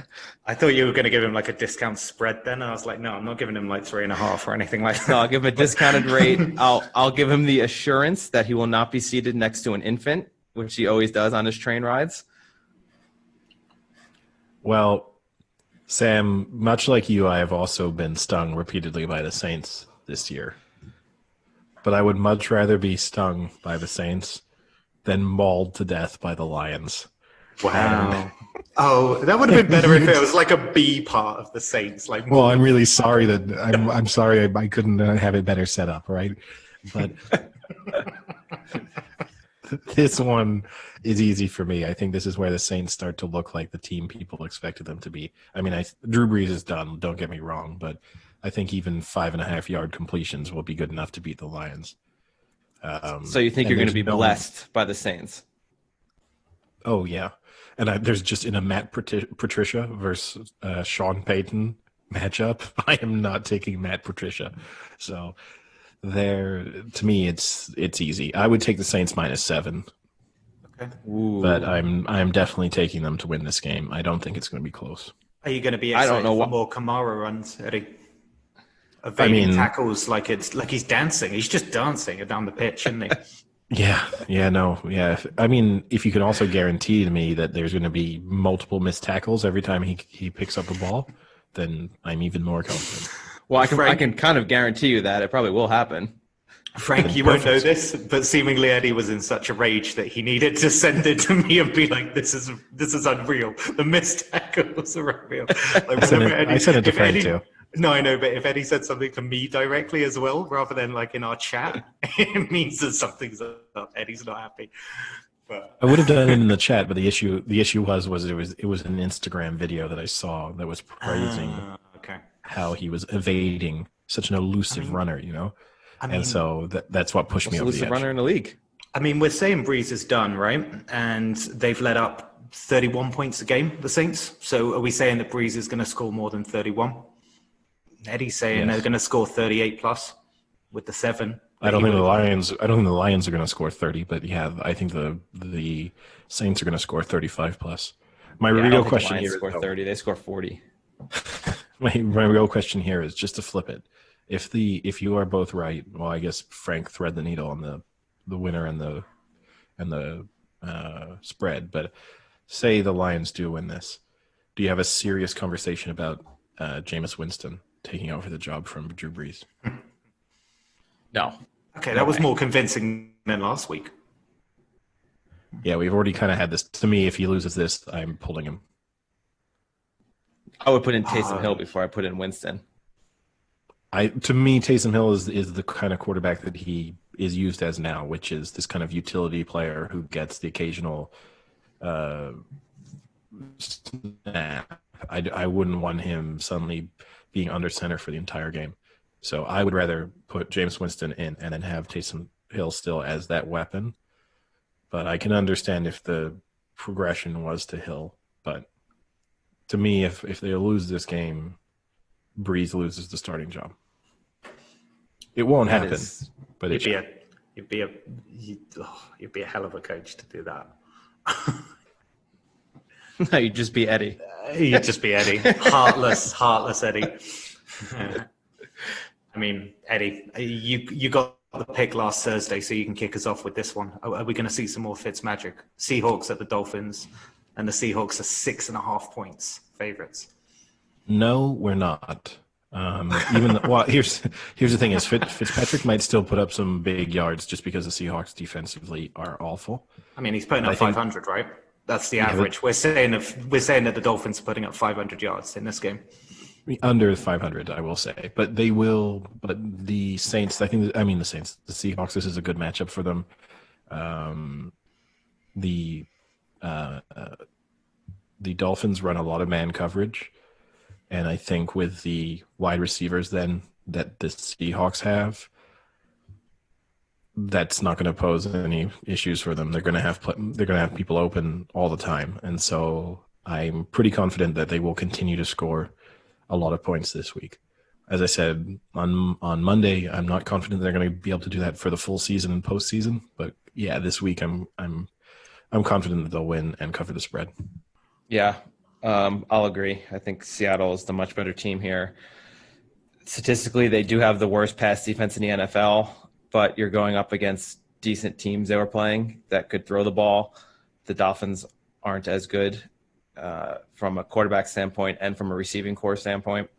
So I will trust Russell Wilson. Let him cook. Just let him keep cooking. I mean, what's he thrown? So like 15 touchdowns in the 3 weeks. So averaging 5 a game. Yet simultaneously the defense is so bad that they're letting 500 a game yardage. If Fitzpatrick, he's prone to errors. But if he plays well, they're going to put up a big score. It's almost irrelevant because the Seahawks will probably post a bigger score. But the Seahawks don't blow teams away. I think in the last 3 weeks, they haven't blown teams away. They've just put up slightly more points than the other team. And for me, this is going to annoy me, and I know you guys will bite me back, but the Seahawks will win, but I think it will be closer than 6.5 suggests, because I just think they're so defensively prone to letting yardage that they can't get away from teams. And for that reason, I'll probably take the Seahawks, but I think it will be closer than 6.5 suggests, just because it's ridiculously unpredictable, but the Seahawks don't blow teams away. So, cool. Another one back in the contest. At least I get the money line on it, right? So, Frank, you can kick us off. Giants at the Rams, and the Rams are 12.5-point favorites. Do we talk about this, or are we all just going Rams 12.5? Oh, I'll go Rams. Pretty easy. Yeah, I mean, I'll be quick too. Goff looks good. I'll be quick. Goff looks pretty good. The Rams offense looks good. They're passing well. The Giants, I've said it week in and week out, they have the worst secondary in the entire NFL. I don't care about statistics. You can just look at them. They look terrible. I would take -20 even maybe. So. Really? I wouldn't go as high as -20, but yeah, I'm taking the Rams both. The 12.5 to me feels as if it's kind of around the right number. So it almost tempts me into taking the Giants with the points, but I'm going to take the Rams. You sure? You don't want the Giants, Eddie? You can take them. No. I've made that mistake once so far this year, but no. I'll also just point out, because I hate Dave Gettleman, and I think he's an absolute idiot when it comes to drafting. He picked Andrew Thomas as the offensive tackle when he had other ones on the board, and he swears by how good he is. Only 3 games, I understand, but after 3 games, he has let up the most QB pressures in the entire NFL. And every other tackle taken after him has about half the amount he has. So another phenomenally terrible pick by Gettleman. I think the good thing about this spread as well is similar to the Ravens one, is that it must have hurt the Rams losing like they did to the Bills, right? Up 28-3? It was crazy. So I think this is one of those games where the Rams just won't let up on the Giants, and they'll completely... No, the Bills were up. Sorry, wrong way. Yeah, wrong way around. The Rams fought back. Yeah, but it must smart to lose a game like that, to just fight back the way you did and still lose it. And I just think they'll have a point to prove, and they'll just put the Giants to the sword completely. So, yeah, I can see this being an absolute blowout, to be honest. So, yeah. So you're doing the Eddie pick, picking a team after a loss. Yeah. I just think... Loves it. Smart. Always a good move. It is a good move. What's up next? Speaking of Josh Allen's Bills, they're at the Raiders, and the Bills are 3-point favorites. Eddie? I'll be quick here. I've been riding the Bills all year. I'm not going to stop now. I don't believe in the Raiders at all. I think they've been flattered by some of their recent scores and wins, and I'm going to take the Bills to win and cover the spread. Yeah, Raiders look pretty poor defensively. I'm all about Josh Allen, right?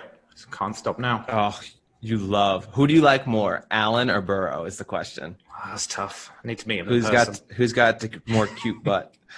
And also, say hypothetically you had both of them at the same time. Oh wow! Which one would be at which end? Eddie, it's getting hot in here. I don't have a window open. Are you asking how would the Eiffel Tower work? Exactly. Who's getting the mouth? So you've automatically assumed that Sam's the middle portion. Okay, spit roast Eiffel Tower, whatever you want to call it. I'm going to go... I think Josh Allen... Oh, you're giving me a real answer. Don't answer this. I think we're going to lose 5 viewers from this. I think... No, this is more general. I think Josh Allen is a less gentle lover than Burrows. Wow. I'm going to go what a headline. Allen at the front. I now know what our Instagram picture for this episode is going to be. Interesting. That is the type of football analysis that you will get nowhere else. That's true. Yeah. The variation, how we've all got to the same Bills covering the spread is very different. Wow. Some podcasts may tell you Josh Allen is a tough guy. Some may even tell you he's a tough lover, but none of them will ever tell you where he would lie in an Eiffel Tower situation, except this one. Yeah. We're finding our niche. Essentially, game of the week. Pats at the Chiefs. Chiefs are 6. So I went Bills for that one as well. Yeah, I got that. Okay. I think game of the week, right? Pats at the Chiefs. Could have argued that the Steelers-Titans was game of the week because both are 3-0, but Pats and the Chiefs seems like the game to watch, right? In a weird way, I would actually say the game of the week is kind of Cowboys-Browns. Not because it promises to be the best game, but because there's kind of more on the line. There's a lot on the line here for the Pats just because if the Bills win and the Pats lose, it starts to become hard for them to win the division. But there's not a lot on the line here for the Chiefs. I do think this is really nice for them to play the Patriots the week after having played the Ravens because you've just had to deal with one mobile quarterback and you're going into a system. You're playing kind of a similar system the following week. So that's sort of nice for them in terms of preparing. I'm disappointed because this line was 7 and it's moved to 6.5.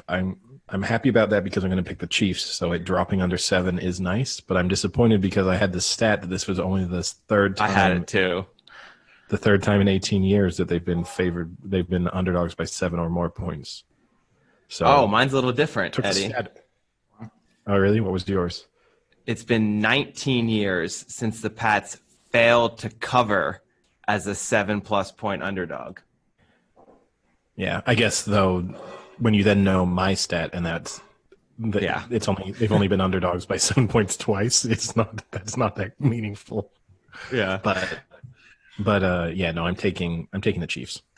Yeah, I'm going Chiefs as well, and I think they'll cover that 6.5. And I actually had I think a similar point, really, that they're playing against a quarterback that plays very similar to Lamar Jackson. And for that reason, I can't really see how the Chiefs would somehow underperform against what is not a hugely worse team, but a slightly worse team, given similar circumstance, similar environment, similar everything. So I think 6.5, and I think they'll cover it.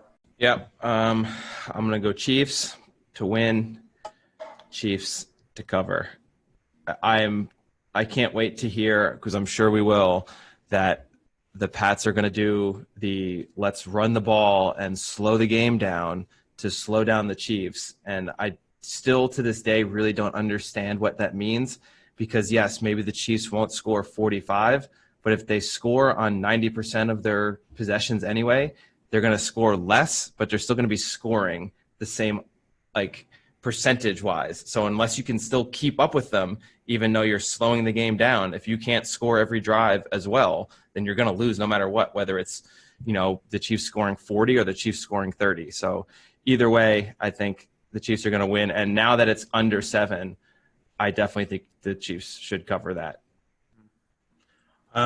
Next game's Eagles at the 49ers. The spread's 7-point favorites for the Niners. I think I saw that, Mostert, Garoppolo, and Kittle might be back. Is that true? If so, the 7 seems crazy. I think Kittle for sure. Garoppolo maybe, and even I forget how you say his name. Mostert.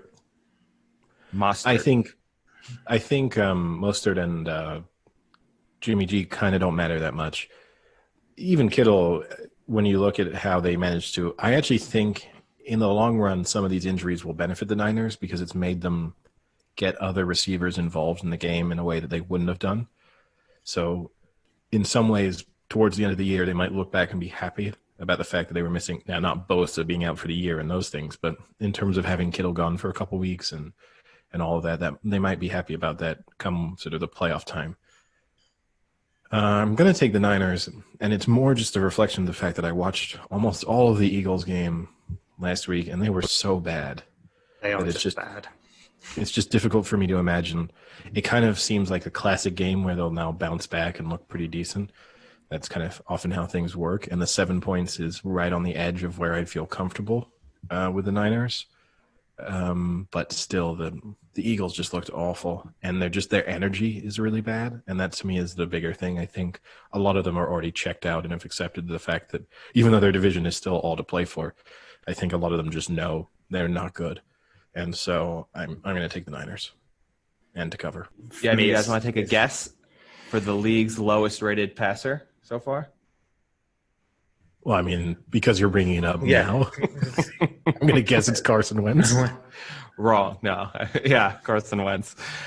I don't see that changing much against a good Niners defense. I'll take Niners and Niners to cover.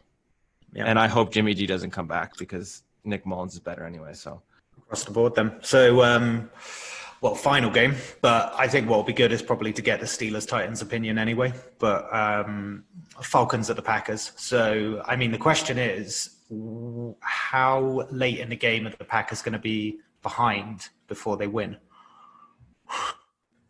Yeah, I don't think that scenario is going to happen again, but I will say I'm going to take the Packers to win, but I am actually going to take the Falcons with the points. Okay. Just because I think the spread's a little bit high, and the Falcons have shown that they can score. So at that moment, I'm a little bit worried to start to take a team to beat them by more than 7. I mean, because they have shown that they're in every game. But yeah, the Packers have looked great so far this year. So I'm not gonna pick the Falcons to actually turn things around and hold on to a lead, but I'll take them with the points. Okay. Samesies. I think Packers will win. Falcons will cover.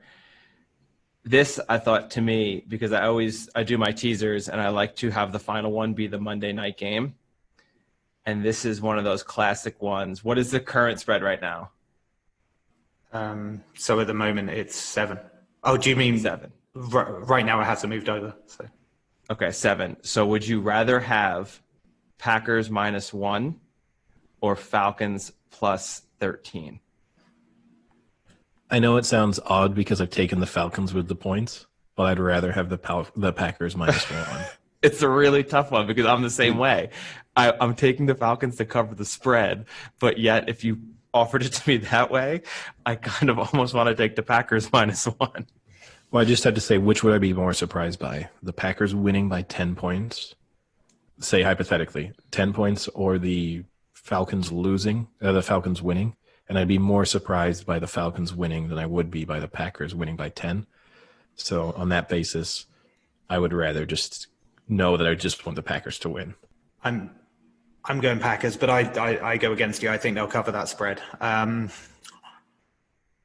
Not much to say, really. Glad to hear it. I just think it's tough. I just think it's tough with that Falcons team. I just don't think they understand how to win with that problem of the collapsing that they keep happening. And I just think for that reason, then I don't know. I just can't see it. I can't see it anymore. I haven't actually backed them that often as you two. So I think I would say you guys are probably doing it more on like your past bets. But yeah, I'm going to go with the Packers to cover that spread. I think Rodgers looks great, and I think that'll be to the Falcons' detriment. So, do you guys want to give your Titans Steelers, or does it not matter?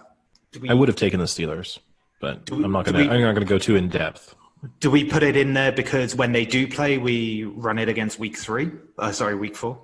No, because I could make my pick now, and then you tell me when they play, like Big Ben's out, and I don't want my pick to be locked in. Big Ben's dead. That's the anti-post choice you make, non-runner. No bet. Okay, yeah, I've got Big Ben as a non-runner. Non-runner, no bet. All right. So I guess what's your pick? So Frank's gone Burrows. What is it, over 300? Yeah, I love it. A couple of lines you teased in there already. Which one are you posting? So my bet of the week is going to be, I'm going to go for another one of my little accumulators. But I'm going to take the Colts to win, the Saints to win, and the Seahawks to win. And that pays 3.37. I like the Colts as well. I think that's a pretty good one. I'm going to go to Bengals. Bit of Burrow's magic there. Man, you love the fucking Bengals. That's really bold. It's really interesting. I just think it's going to be good value against the Jags. I just see it there. To be fair, I wouldn't even know what else really. There's a couple of other ones I like, but I'd probably just actually take the Colts on the spread and the Bengals to win outright. I think that'll probably pay like a 2.5 to 1. So, yeah, I'll probably go with that as my pick. You have to find me what the current odds are for Burrow over 300, or we might have to wait until Sunday to see it. Yeah, I think you're gonna have to wait on that one. A lot of the player props don't come up until later on. Yeah. And now that I've tipped it, who knows what it's going to come out as? Oh yeah, the line's definitely going to shift. Yeah. All right. So which one are you guys watching? Like if you had like a star game to watch there, Browns. Early game, I'll probably mostly focus on the Browns Cowboys, then the Chiefs Patriots, and then obviously the Niners Eagles. Cool. Yeah, for me, I have to watch the Giants, unfortunately. So, but that is the afternoon game, which is nice because there's not many afternoon games, except you said the Chiefs Patriots is an afternoon game. Yeah, so that's fine though, because then I can put the Chiefs on the TV because I'm sure that one will be on CBS, and then I can just put the Giants on my laptop so I can smash my laptop and break it. The Bills Raiders is the other afternoon game, so that's a pretty intriguing game as well. Yeah, I think for me, I want to watch the Dolphins Seahawks. I think that'll be a good one. I think we've got a massive score there, so I think I want to watch that one. And I just want to say, if my bet of the week wins, because they're all early games, I'm going to then advise rolling it all over onto the Chiefs, Rams, Bills money line. So you could kind of think of it as a six. You could kind of think of it as a six-fold, but it's not really. But that pays 2.43 on that threefold. So you don't fancy the six-fold? I sometimes like the idea that you separate it, because even though it's 2 3-folds, I feel mentally as if you're less likely to win a 6-fold than you are to win 2 3-folds. There's absolutely zero logic behind that, but it's just the way I feel in my head. There's a superstition coming. Why don't you also just throw in the Niners in there? Yeah. I'm leaving the Niners out from. I'm calling them a soft stay away for most people. Oh, Eddie, not so confident on the Niners anymore? Niners Nation's going to be furious when they hear this. Yeah. Sometimes you just get a feeling, and this is one of those weeks. Just have that feeling. You've got a feeling. Exactly. Yeah. You ruined my eardrums with that pitch then. Just before we go to the ARC preview, because I know that we'll have a lot of people interested in our picks for that, just worth noting, I'm sure Sam has seen, but maybe Frank, you haven't, that there was the Champions League draw today for the group stages.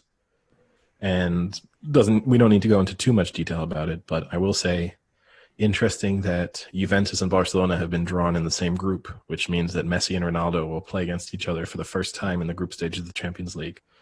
So that's the kind of highlight. But apart from that, a few other interesting matchups with PSG being in the same group as Manchester United.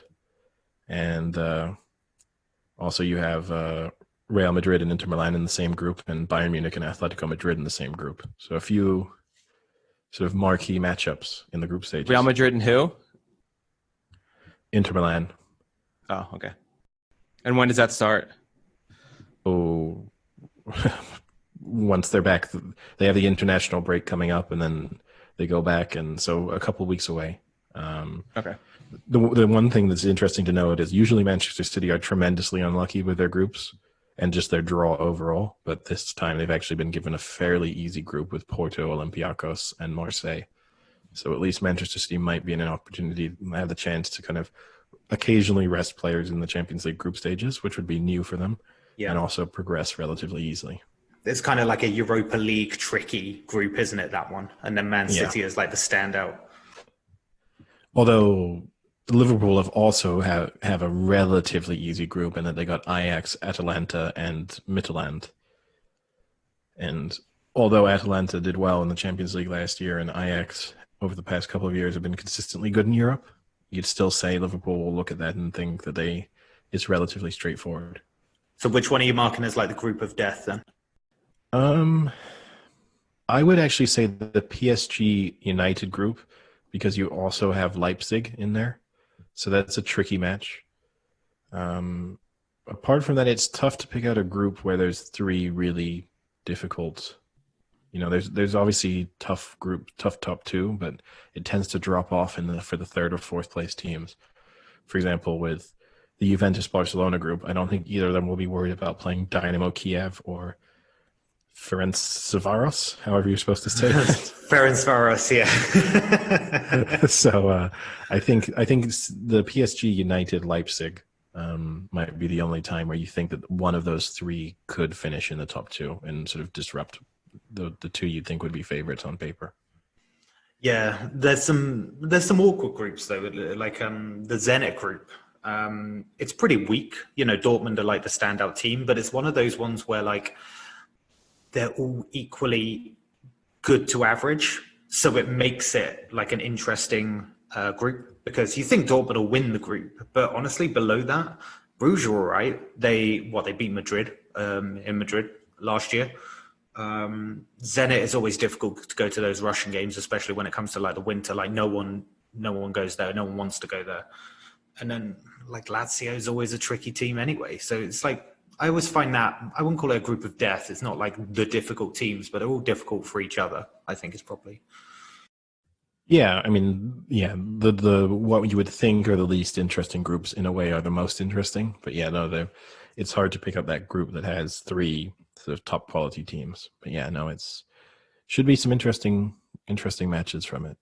And with that out of the way, I guess we can really get onto the big event of the weekend and do our ARC preview. I know that both Sam and Frank are really disappointed because the horse that they've been eagerly waiting to watch run in the ARC is not going to be there in Gaiath. Yep. Then the horse and my second favorite horse I wanted to see in the ARC. Yeah, it has been with you. So Love is also out.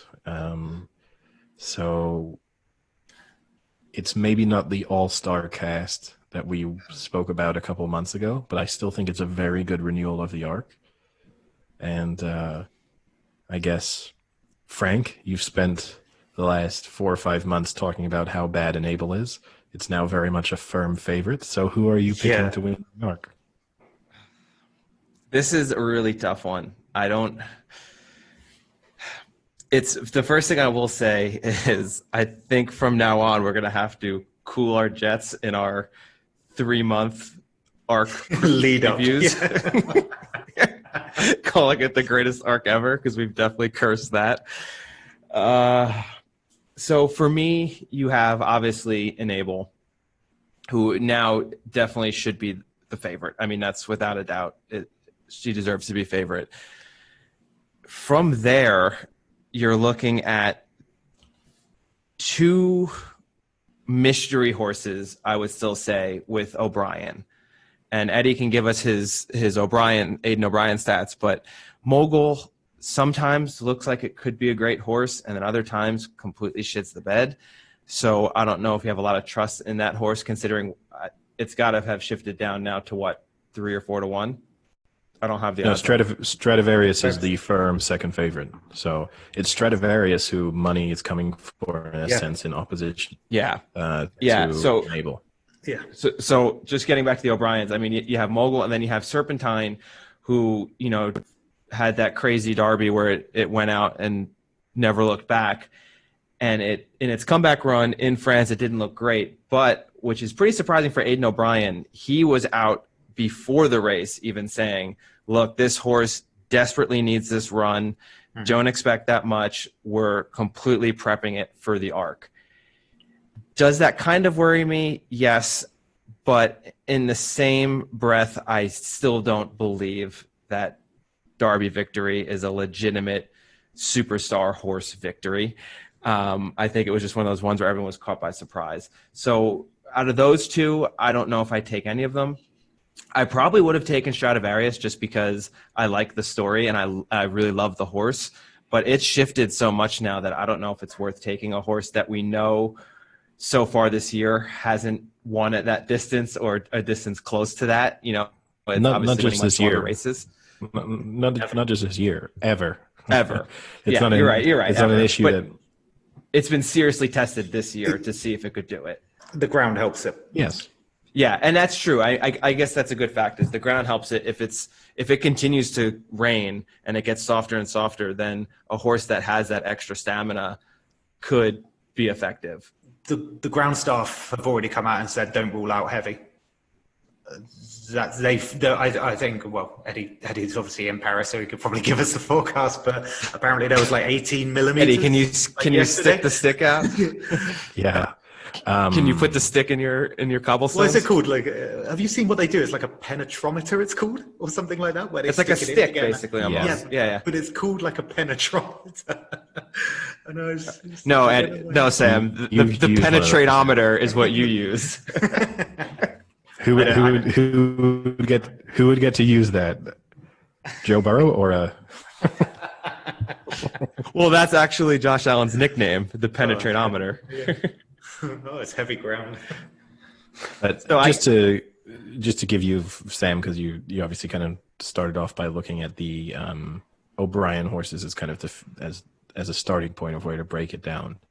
Just to give you the current odds on his set of horses, you have Serpentine at 11-1, Japan at 12-1, Mogul at 14-1.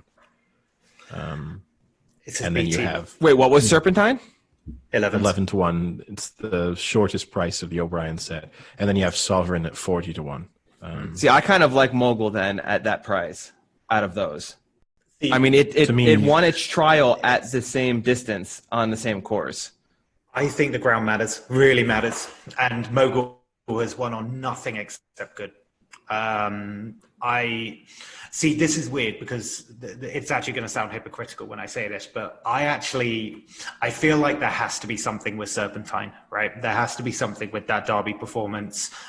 Frank said exactly what I was going to say about the fact that O'Brien came out and said, look, desperately needs to run. We always thought of this horse as a horse that likes a bit of give in the ground. That's how they saw Serpentine getting developed. So they think it's probably good on soft ground. They don't know because it's only had 2 runs. But they supplemented him with a lot of money. And after that race, O'Brien said, I will only supplement it if they think it runs a good race in that. I can't remember the name of the race, but it got beaten by 4 lengths in Paris. And the Grand Prix de Paris. That's it. And there has to be something, right?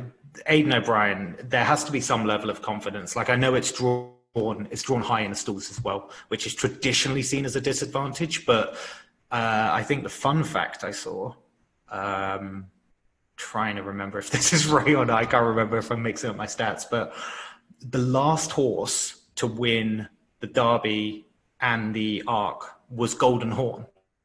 And Golden Horn is still the same as Serpentine in this race.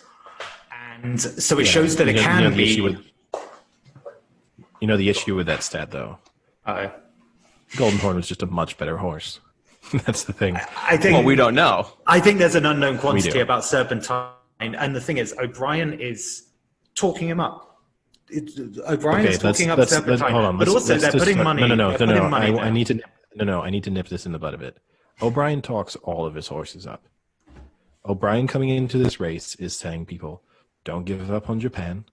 The reason why Japan is coming to this race is because we still think it's a top quality horse that will win Group 1s. He's saying, okay, Mogul got off to a bad start this year. We still believe in Mogul.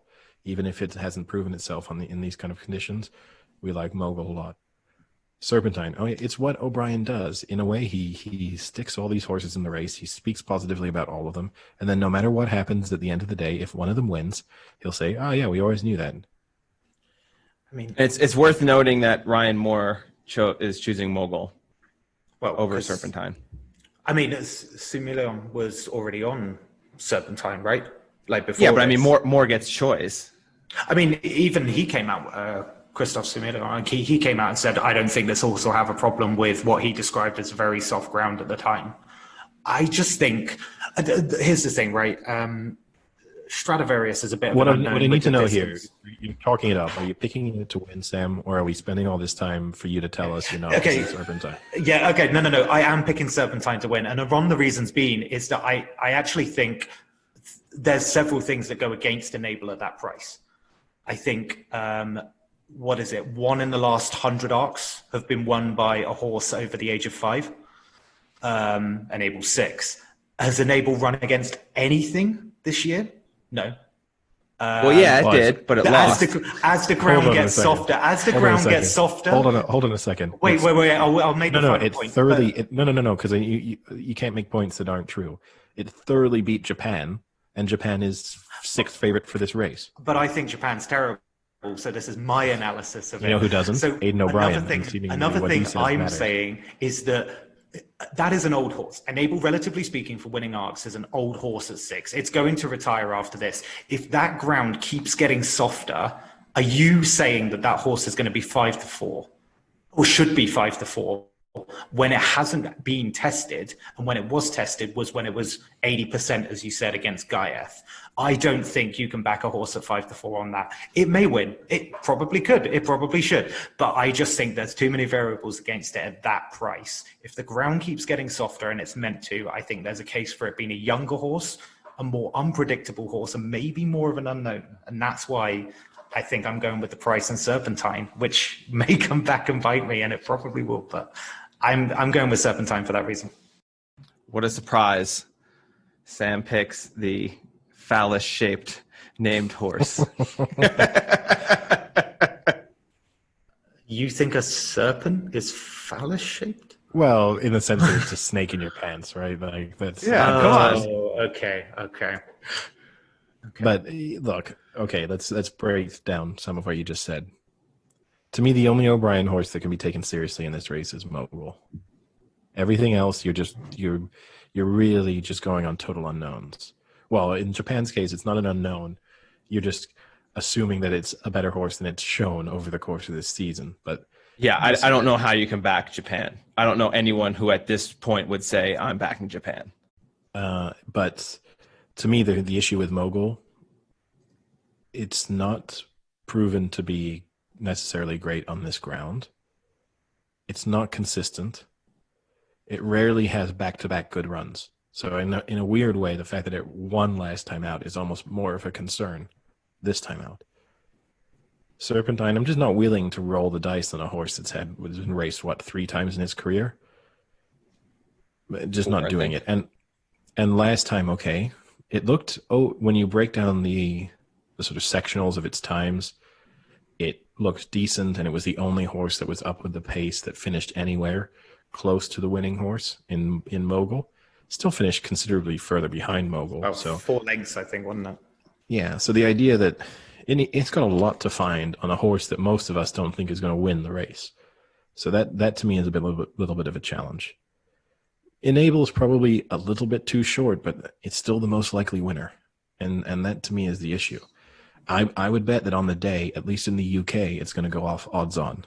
We've seen Enable race in very heavy ground and handle it perfectly well. As a younger the horse. arc last year, a year younger. The arc last year was in heavy ground, and okay, it finished second. But I don't think anyone would turn around and say that Enable didn't handle the ground. Yeah, but it's a year older, and I haven't seen it do anything pre-race that suggests that it will save all that of challenge. All of its times right now match up perfectly with its performances at age 4 and 5. Okay. So I guess the other thing is, what about the French horses? You know, I think more often than not, right, the French horses are winning this race. You know, besides Enable, which is kind of the anomaly here for winning the last few. Is it Scott Sass? Is the kind of best priced French horse, right? Yeah, and Scott Sass has looked okay this year. You know, it's been in some big races and done okay. I mean, its last race, though, it wasn't too great. It was behind Magical and Gaieth in that Irish Champion stake. race. So maybe that was just a stepping stone. I'm sure that they were full steam for the ARC. I can imagine that was their main target. So maybe that was just a stepping stone, and now it's much more fit for this race. But if that's the best Irish horse there, is that going to be good enough to beat Enable? I think Success is one of the more likely winners apart from Enable, but I was pretty disappointed. Its last two outings have not been good. So I know that a couple months ago I tipped it as a sort of likely outsider. I don't have a lot of confidence in it based on those last two runs. I didn't see a lot there to like. And I think that's true of a couple of the other horses that I maybe would have been tempted. There was also Rabia or Rabia that finished second in the Vermeil last time, which is a pretty decent ARC trial normally. And it was off the pace and picked up reasonably well, but I don't think there was anything there to indicate that it's going to progress from that to being an ARC winner. The really interesting horse in this race to me in a way is Persian King. Okay. Persian King is totally untested over this distance. It's the reverse of Stradivarius, right? So you've got Stradivarius dropping down, and you have to hope that as the ground gets heavier, maybe the stamina becomes more of a question. And it kind of plays into Stradivarius's hands. With Persian King, it's stepping up in distance, and I don't know why you would think that a horse stepping up in distance and then going to be in really testing conditions is going to be able to beat world-class horses over a distance they prefer. So Persian King's like relatively short in the betting, and the only reason I can think of that is it's because it's Andre Fabre, and he's won the ARC 8 times. So if you're just kind of going based on trainers, he's the one to back. But it seems kind of, to me, when I look at it, it just feels like he otherwise he wouldn't have had a horse in the race, and it just feels like he threw in a horse that he thinks has maybe a modicum of a chance as just a way of actually being able to turn up on the day and says he has another horse in the ARC. But the Persian Kings, to me, that's the price when I look through all the betting, that's the price that stuns me the most.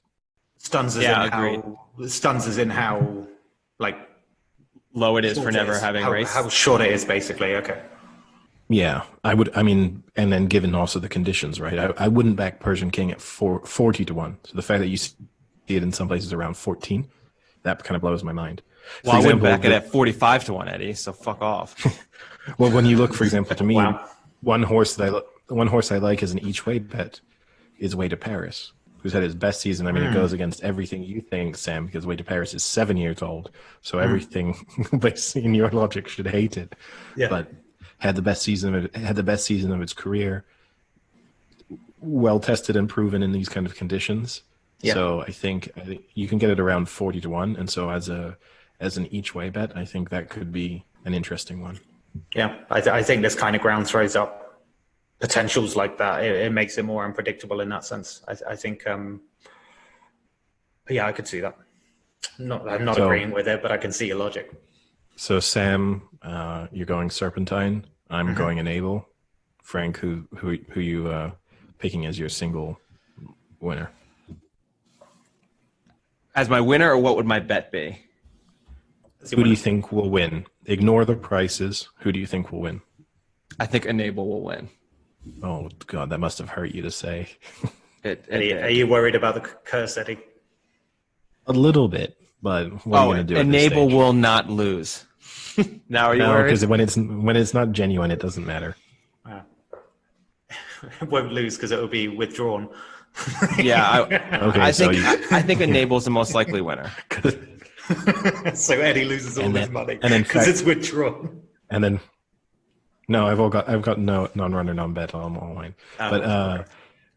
And the other race, I mean, there's good races across the card on Sunday and Saturday, but the other one that really, two more, I guess, but one in particular that really catches my eye is the Prix de la Forêt, where you'll have another horse going to try and win a race at Longchamp on ARC weekend for the third time, which is One Master that has won this race the last two renewals and now is going for the third. But Earthlight is actually favorite. And you also have Safe Voyage as another interesting one from coming over from the UK. So a really interesting race. I quite like Safe Voyage given the ground conditions. I definitely don't like Earthlight, so I'll be taking it on with both One Master and Safe Voyage. But it'd be interesting. I know, Frank, you've been a little bit of a fan of Earthlight at different moments this season. Yeah, I'll stick with Earthlight. I've been burned so many times on One Master this year already. What's it got? 5 seconds this year already? It's due. It's due. Yeah. Maybe it's due, but I can't trust it. And I think Earthlight will come back to what they thought it was going to be in being a top sprinter, 7 furlong horse. So I'll stick with Earthlight. Did you manage to get your media tickets, Eddie, for Longchamp? No, they ignored me. Worth noting on this one, actually, interesting stats, which I've seen in several places about this with the Prix de la Forêt, when you're mentioning 7 furlong horses. The Prix de la Forêt is listed as a 7 furlong race, but actually isn't 7 furlongs when you map it out. So it's closer to 6.5 furlongs. Just worth keeping in mind for a horse like Safe Voyage that tends to sort of like to sprint from a distance, that actually the stamina, it's saving a couple hundred yards in that situation. Is that just a mess up by whoever measured it out the first time? Yeah. Is that like some sort of like historical error that is just maintained? Or? I think it's probably one of those things that they maybe set the race up at a time when, I mean, they've been at the same track for forever, right? And even with the renovations, they didn't touch the actual course. It's probably one of those things when they just at some moment just called it a 7 furlong race, and then the fact that it's off by a couple hundred yards, they thought probably didn't matter too much, but it might. Yeah. That's kind of an interesting one, really, isn't it? Especially when horses, it's really a blowout at those kind of 7 furlong marks. I guess it's one of those things that means that if on Sunday you back a horse and it just loses, but then overtakes the eventual winner, a couple strides after the line, I guess you can call your bookmaker and try and argue that it actually won over 7 furlongs. I would love, you would be exactly the person in a bookmaker to do that. Hey, give it a go. You never know. Yeah. Imagine like Ollie and me in the bookies just absolutely not listening to you. But I mean, I think there, as I said, there's other great races going on. So, and we can't go into detail on all of them. So it's going to be a great weekend in Paris. But one person who will probably be having a tamer weekend in Paris this time around is Oisin Murphy, who it went public today that he failed a drugs test in Paris, a test that was taken in Paris, in France in July, and he was notified in August that he'd failed this drugs test for cocaine, making him the 4th high-profile British jockey in the last sort of 15 years to fail a drugs test. Interestingly enough, almost all of them went in France, so it seems that British jockeys go to Paris or Chantilly and go on these wild cocaine binges, which somehow I've never come across them in. I'm going to the wrong bars. I want to go to some of these bars where these tiny millionaires are just doing lines of coke everywhere. But, I was going to say, you're about 1.5 feet too tall. Yeah. Yeah, maybe I've been there and I just haven't been able to see them. It's even better when they do it with the horses, though, right? Yeah. Oh, yeah. This is a tough one. I mean, he has come out very strongly denying it, and has even called up several of different people in the industry that have decent relationships with him, and told them privately, that there's no way that this is real, that this is something with the tests gone wrong. It's a false positive. He then, I think, obviously they're going to do the B sample and test that, but he's also given additional samples or something like that. So he's very adamant.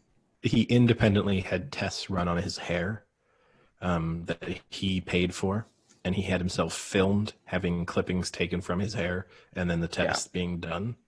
And supposedly the cocaine traces would have still been in his hair had he been failing the test from sort of 6 weeks prior or whenever that test had been taken. And his B sample hasn't been tested yet. But he very firmly denies ever having used cocaine. So, in fact, he denies having ever used any drugs. Was, I think, his statement. He's never used drugs before, ever. And to me, he is the person I would kind of trust his word on. He doesn't look like someone who's ripping lines of cocaine in a Paris bar at night.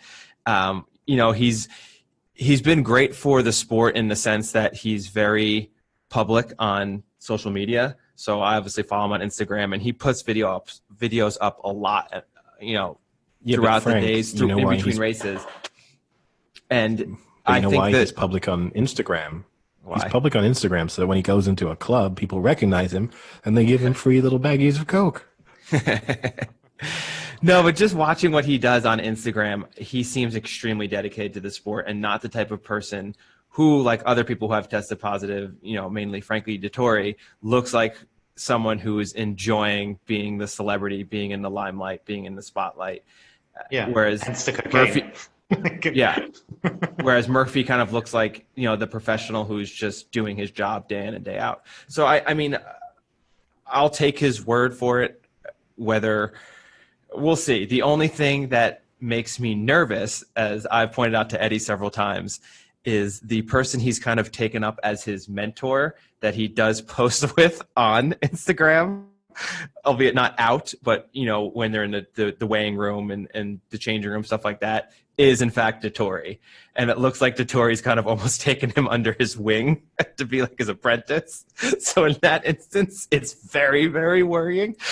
But the fact that he's come out so strongly, that would really, really backfire if he came out that strongly. And it's a bad look for him if it turns. Now, here's the thing is, I don't know what happens if his B sample comes back positive as well. He can appeal it and everything, and I don't know what the hair follicle tests will do relative to the test that was sort of carried out by the French racing authorities. He also could find himself, because the ban is 6 months if he is found to be positive. But he could also be in a situation where he's just banned from racing in France, but allowed to race in the UK, depending on, because obviously it's two different authorities, so they might interpret the situation slightly differently. So that one's going to be an interesting one to watch. He's also lucky in the sense that he gets to appeal whatever decision is made anyway, and he'll be able to race pending the decision of his appeal. So he's going to be able to race out the remainder of this season and not miss out on any of the kind of big races coming up with Champions Day and stuff midway through October. So he's lucky in that respect. I got a question for you then. Which jockey would you be most surprised by if they failed a cocaine drugs test? Just flats. Because jumps, I'd probably have a few. Jumps, they have to be on cocaine to do that. just flat racing. I mean, is the elephant in the room here Ryan Moore? I mean, I can't imagine him. I can't even imagine him understanding cocaine. But maybe that's why he shies away from the limelight, and maybe that's why he doesn't like interviews, because he's just absolutely tripping balls. And so he just hates being put, his paranoia and stuff really sets in. So he doesn't want to be filmed on camera while he goes, "Oh, it was really good beating that dragon in this race."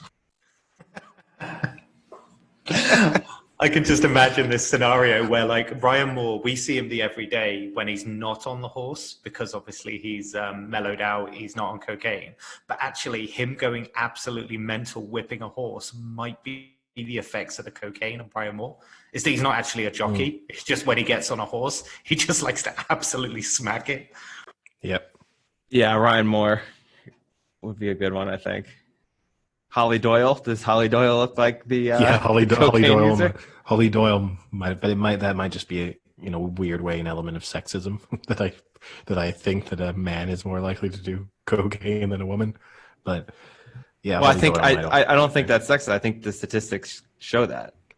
No, I know, but you still see what I mean when I'm judging the individual in the same industry that I'm. But yeah, probably But she doesn't seem like a druggie. No. I'll tell you who I could see. William Buick. Wow, he He's got that like Godolphin vibe with him where like he flies private. You know, he's always on like these fancy charters going to Dubai all the time. He's a victim of connection. I was going to say he's a victim of connection because all he does is rise for the light of prestige. And I imagine he's probably a victim of the environment that falls him in. To me, there's one obvious pick, though, as a likely candidate. And that's Doyle, because I could imagine just Doyle raging on cocaine, shouting the Doyler and telling people to call him the Doyler as he slaps them really hard on their back. The Doyler. All right. Well, with that little cocaine infused segment, shall we end on that? Yeah, it's also worth saying that all of that was just pure speculation and not based on anything, right? We don't want to get sued. that was just us playing a little fun game and just guessing different names. Guess the cocaine on the jockey. Have we lost our only chance to have Ryan Moore on? Or did we just get our best chance to have Ryan Moore on? It depends how much cocaine we can give him. All right, well, good luck in the bets this week.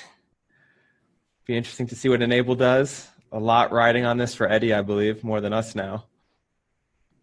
I mean, the biggest thing that's riding on it for me is that I, feel like it's one of those horses that everyone's similar to Potash in that sense, where you feel like you have a real attachment to it. I also do to Stradivarius, but because Stradivarius isn't racing on the sort of in a situation in which I expect it to win, I'm not going to be disappointed to see it lose. To me, it will just be more. It was really disappointing watching Enable lose in the ARC last year, and it will be disappointing to see it again. Just be kind of a sad ending to a very, very good career. Good luck. And good night. Talk to you boys later. See ya. Ariel.